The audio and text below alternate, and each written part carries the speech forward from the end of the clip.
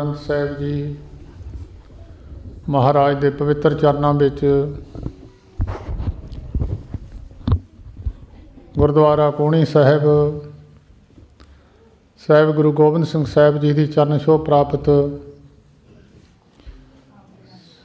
ਮਹਾਨ ਯੁਗ ਪੁਰਸ਼ ਮਹਾਨ ਆਤਮਾ ਸੰਤ ਬਾਬਾ ਜਵਾਲਾ ਸਿੰਘ ਜੀ ਮਹਾਰਾਜ ਹਰਖੋਵਾਲ ਵਾਲੇ ਤਿਨਾਂ ਦੀ ਚਰਨ ਛੋਹ ਪ੍ਰਾਪਤ ਪਵਿੱਤਰ ਅਸਥਾਨ 'ਤੇ ਮਹਾਂਪੁਰਸ਼ਾਂ ਦੀ ਯਾਦ ਮਨਾਉਣ ਵਾਸਤੇ ਦੂਰ ਨੇੜੇ ਤੋਂ ਚੱਲ ਕੇ ਇਕੱਤਰ ਹੋਈ ਸਾਧ ਸੰਗਤ ਕੁਝ ਦਿਨਾਂ ਤੋਂ ਸਾਹਿਬ ਸ੍ਰੀ ਗੁਰੂ ਗ੍ਰੰਥ ਸਾਹਿਬ ਜੀ ਦੀ ਪਵਿੱਤਰ ਬਾਣੀ ਦੇ ਸਹਿਜ ਪਾਠ ਪ੍ਰਾਰੰਭ ਕੀਤੇ ਸਨ। ਉਪਰੰਤ ਭੋਗ ਪਾਏ ਗਏ ਹਨ। ਭੋਗ ਤੋਂ ਉਪਰੰਤ ਹੁਕਮਨਾਮੇ ਆਪ ਸਮੂਹ ਸੰਗਤ ਨੇ ਸਰਵਣ ਕੀਤੇ ਹਨ। ਜਿਨ੍ਹਾਂ ਮਹਾਂਪੁਰਸ਼ਾਂ ਦੀ ਯਾਦ ਮਨਾਉਣ ਵਾਸਤੇ ਪਿਛਲੇ ਸਾਲਾਂ ਦੀ ਤਰ੍ਹਾਂ ਇਸ ਸਾਲ ਵੀ ਸੰਗਤ ਨੇ ਹਾਜ਼ਰੀ ਭਰੀ ਹੈ। ਉਹਨਾਂ ਮਹਾਂਪੁਰਸ਼ਾਂ ਦੀ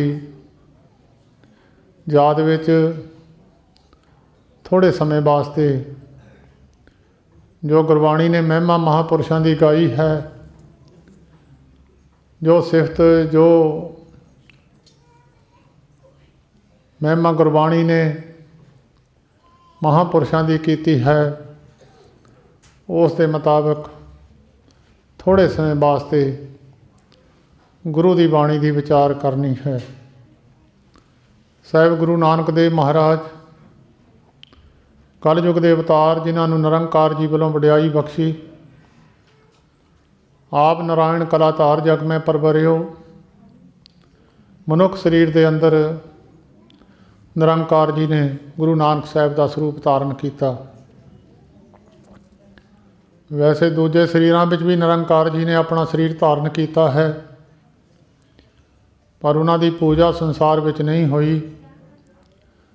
ਨਰਸਿੰਘ ਅਵਤਾਰ ਹੋਇਆ ਹੈ, ਜਿਹੜਾ 84 ਲੱਖ ਜੂਨ ਤੋਂ ਬਾਹਰੀ ਇੱਕ ਜੂਨ ਨਿਰੰਕਾਰ ਜੀ ਨੇ ਪੈਦਾ ਕੀਤੀ ਹੈ, ਉਹਨਾਂ ਦੀ ਪੂਜਾ ਨਹੀਂ ਹੋਈ।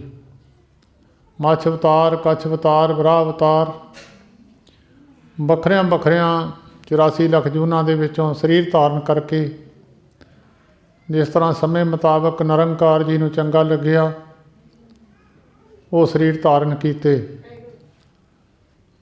6 ਤਰ੍ਹਾਂ ਦੇ ਅਵਤਾਰ ਹੁੰਦੇ ਨੇ।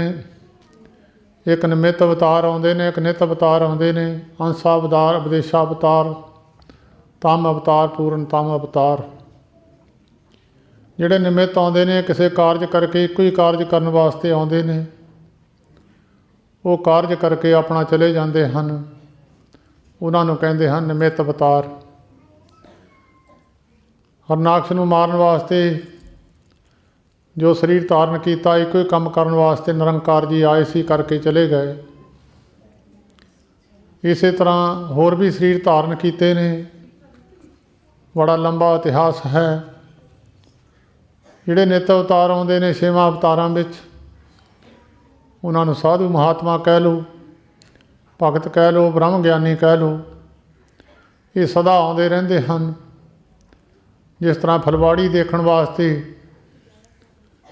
ਉਸ ਫੁਲਵਾੜੀ ਦੀ ਰੱਖਿਆ ਕਰਨ ਵਾਸਤੇ, ਫੁਲਵਾੜੀ ਨੂੰ ਹਰਿਆਂ ਭਰਿਆਂ ਰੱਖਣ ਵਾਸਤੇ ਮਾਲੀ ਦੀ ਜ਼ਰੂਰਤ ਹੈ।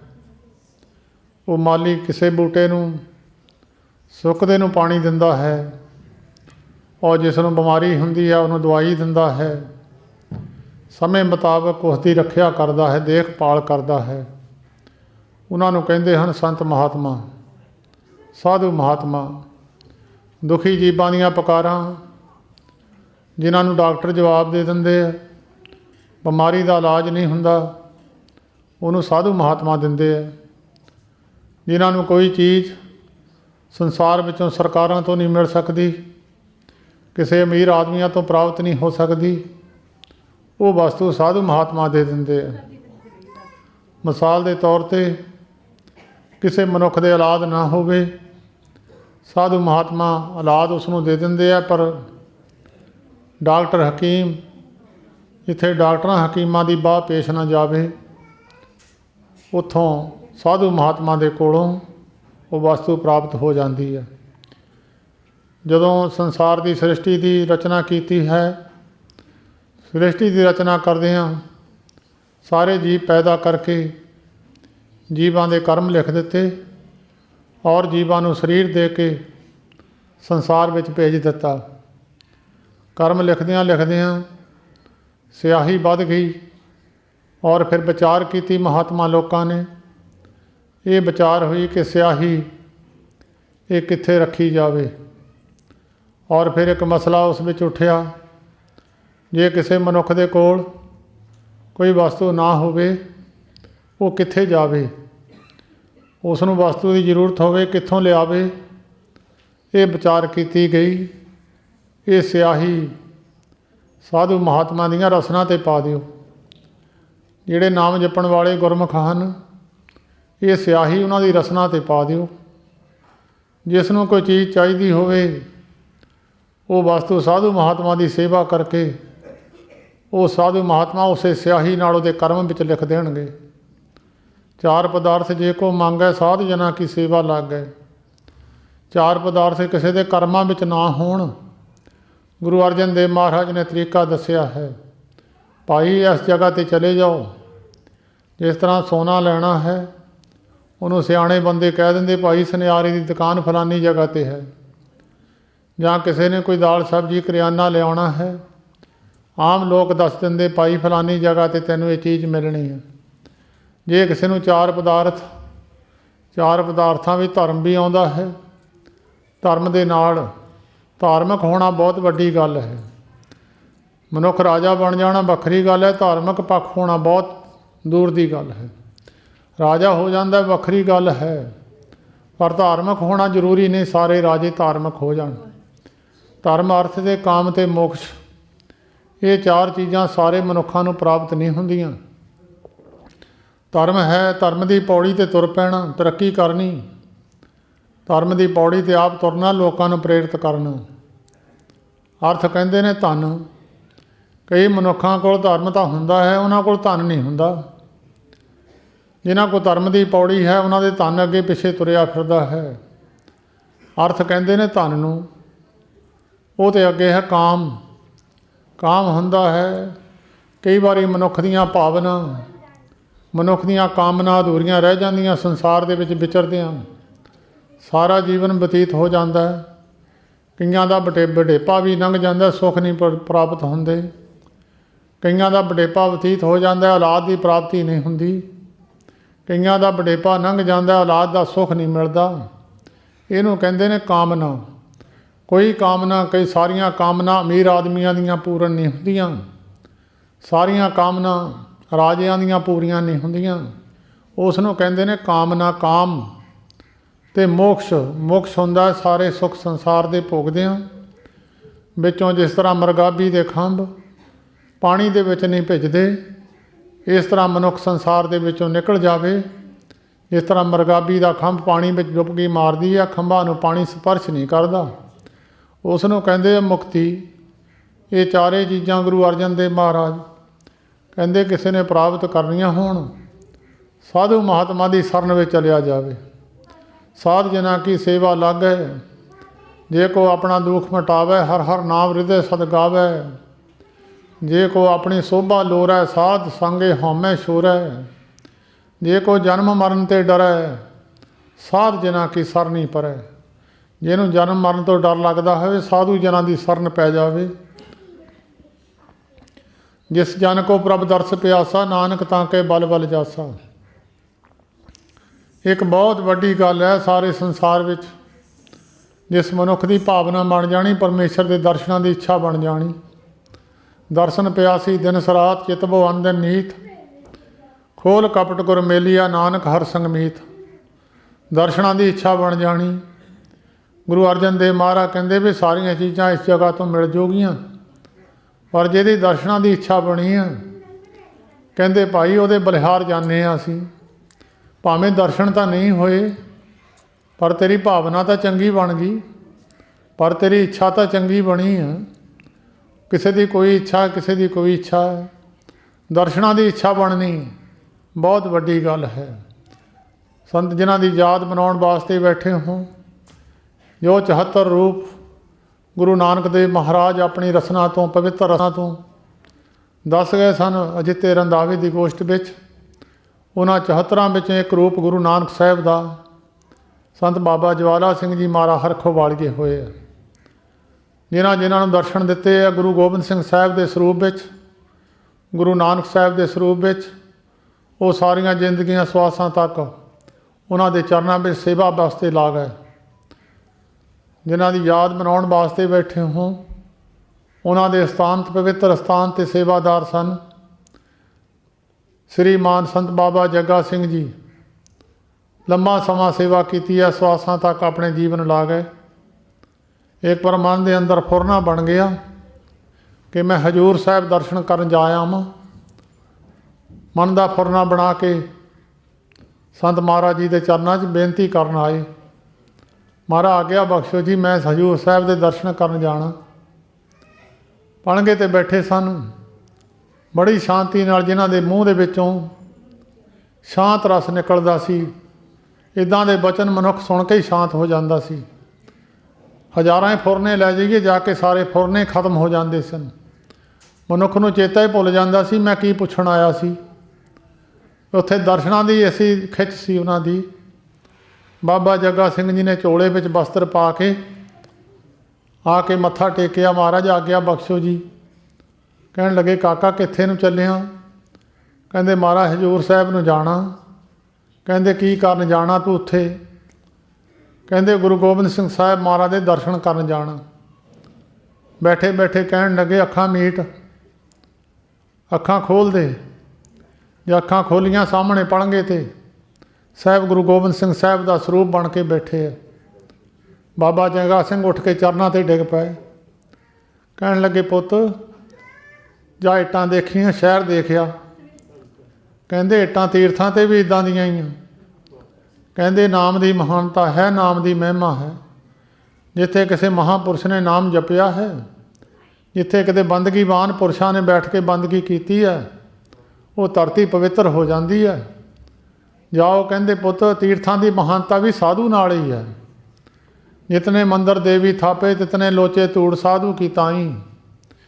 ਜਿਤਨੀ ਸ੍ਰਿਸ਼ਟ ਤੁਮਰੀ ਮੇਰੇ ਸੁਆਮੀ, ਤਿਤਨੀ ਲੋਚੇ ਧੂੜ ਸਾਧੂ ਕੀ ਤਾਈ। ਜਿੰਨੇ ਦੁਨੀਆ 'ਚ ਸਥਾਨ ਹੈ, ਸਾਰੇ ਸਾਧੂਆਂ ਦੀ ਧੂੜੀ ਨਾਲ ਹੀ ਬਣੇ ਆ। ਜਿੱਥੇ ਜਿੱਥੇ ਸਾਧੂ ਨੇ ਚਰਨ ਰੱਖਿਆ, ਤੀਰਥ ਬਣ ਗਿਆ। 68 ਤੀਰਥ ਜਾਂ ਸਾਧ ਭਗਤ ਧਰੇ। ਇੱਕ ਤੀਰਥ ਤੋਂ 68 ਤੀਰਥਾਂ ਦਾ ਪੁੰਨ ਮਿਲ ਜਾਣਾ ਬਹੁਤ ਵੱਡੀ ਮਹਾਨਤਾ ਵਾਲੀ ਗੱਲ ਹੈ। ਇਹ ਪਾਵਰ ਉਹਨਾਂ ਵਿੱਚ ਸੀ। ਅੱਜ ਵੀ ਜਿੱਥੇ ਜਿੱਥੇ ਚਰਨ ਰੱਖੇ ਆ, ਉੱਥੇ ਉੱਥੇ ਸਥਾਨ ਬਣੇ ਹੋਏ ਆ। ਉਹਨਾਂ ਦੇ ਸੇਵਕ ਸਨ ਠਾਕਰ ਜੀ, ਪਿੰਡ ਢੰਡੋਵਾਲ, ਸੁਲਤਾਨਪੁਰ ਦੇ ਕੋਲ ਪਿੰਡ ਹੈ। ਉੱਥੇ ਉਹਨਾਂ ਦੀ ਵਰਸੀ ਮਨਾਉਂਦੇ ਹੁੰਦੇ ਆ ਠਾਕੁਰ ਜੀ ਦੀ। ਉਹਨਾਂ ਦੇ ਪਰਿਵਾਰ ਦੇ ਕੁਛ ਇੱਕ ਦਿਨ ਸੰਬੰਧੀ ਉਹਨਾਂ ਦੇ ਆਏ ਸਨ ਪਰਿਵਾਰਕ। ਉਹਨਾਂ ਨੇ ਬਚਨ ਸੁਣਾਇਆ ਸੀ। ਕਹਿੰਦੇ ਠਾਕੁਰ ਜੀ ਨੇ ਮਨ ਦੇ ਵਿੱਚ ਫੁਰਨਾ ਬਣਾ ਲਿਆ ਕਿ ਮੈਂ ਗੁਰੂ ਗੋਬਿੰਦ ਸਿੰਘ ਸਾਹਿਬ ਜੀ ਮਹਾਰਾਜ ਦੇ ਜਿੰਨਾ ਚਿਰ ਦਰਸ਼ਨ ਨਹੀਂ ਹੋਣੇ, ਮੈਂ ਪ੍ਰਸ਼ਾਦਾ ਨਹੀਂ ਛਕਣਾ। ਪ੍ਰਸ਼ਾਦਾ ਛੱਡ ਦਿੱਤਾ ਔਰ ਜਲ ਛਕ ਲੈਣਾ, ਪਾਣੀ ਪੀ ਲੈਣਾ। 3 ਮਹੀਨੇ ਘੁੰਮਦੇ ਰਹੇ, ਪ੍ਰਸ਼ਾਦਾ ਨਹੀਂ ਛਕਿਆ।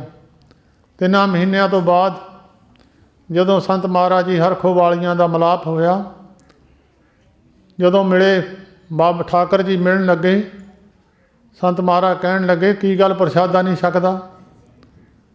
ਇਹ ਉਹਨਾਂ ਨੇ ਆਪ ਗੱਲ ਸੁਣਾਈ ਹੈ। ਕਹਿੰਦੇ ਖੜਿਆਂ ਕਹਿੰਦੇ ਕੀ ਗੱਲ ਪ੍ਰਸ਼ਾਦਾ ਨਹੀਂ ਛਕਦਾ? ਕਹਿੰਦੇ ਮਹਾਰਾਜ ਮੈਂ ਪ੍ਰਣ ਕੀਤਾ ਹੋਇਆ, ਸਾਹਿਬ ਗੁਰੂ ਗੋਬਿੰਦ ਸਿੰਘ ਸਾਹਿਬ ਦੇ ਦਰਸ਼ਨਾਂ ਤੋਂ ਬਿਨਾਂ ਮੈਂ ਪ੍ਰਸ਼ਾਦਾ ਛਕਣਾ ਨਹੀਂ ਆ।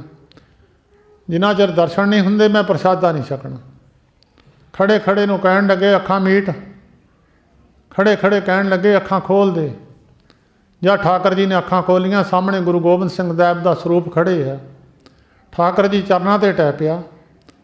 12 ਸਾਲ ਉਸ ਪਵਿੱਤਰ ਅਸਥਾਨ 'ਤੇ ਲੱਕੜਾਂ ਦੀ ਸੇਵਾ ਕੀਤੀ ਠਾਕੁਰ ਜੀ ਨੇ। ਜਿਨ੍ਹਾਂ ਨੂੰ ਆਪਣਾ ਆਪ ਦਿਖਾਲ ਦਿੱਤਾ, ਜਿਸ ਨੂੰ ਤੂੰ ਜਣਾਹੇ ਸੋਈ ਜਨ ਜਾਣੇ। ਜਿਨ੍ਹਾਂ ਨੂੰ ਜਣਾ ਦਿੱਤਾ ਉਹੀ ਜਾਣ ਸਕਦੇ ਆ। ਜਿਨ੍ਹਾਂ ਨੂੰ ਨਹੀਂ ਪਤਾ ਲੱਗਦਾ ਵਿੱਚ ਇਹ ਘੁੰਮਦੇ ਰਹੇ। ਦੁਨੀਆ ਨੂੰ ਪਤਾ ਨਹੀਂ ਲੱਗਿਆ, ਨੇੜੇ ਹੀ ਹਲ ਵਾਹੁੰਦੇ ਰਹੇ ਕਹੀ, ਜਿਨ੍ਹਾਂ ਨੂੰ ਜਣਾ ਦਿੱਤਾ ਮੈਂ ਉਹੀ ਸਰੂਪ ਹਾਂ। ਖਾਲਸਾ ਮੇਰਾ ਰੂਪ ਹੈ ਖਾਸ, ਖਾਲਸੇ ਮੈਂ ਹੋ ਕਰੋ ਨਿਵਾਸ। ਸਾਹਿਬ ਗੁਰੂ ਗੋਬਿੰਦ ਸਿੰਘ ਸਾਹਿਬ ਜੀ ਮਹਾਰਾਜ ਨੇ ਆਪਣੇ ਵਰਗੇ ਖਾਲਸੇ ਬਣਾ ਕੇ ਅਨੰਦਪੁਰ ਸਾਹਿਬ ਦੀ ਧਰਤੀ ਤੋਂ ਤੋਰੇ ਸਨ।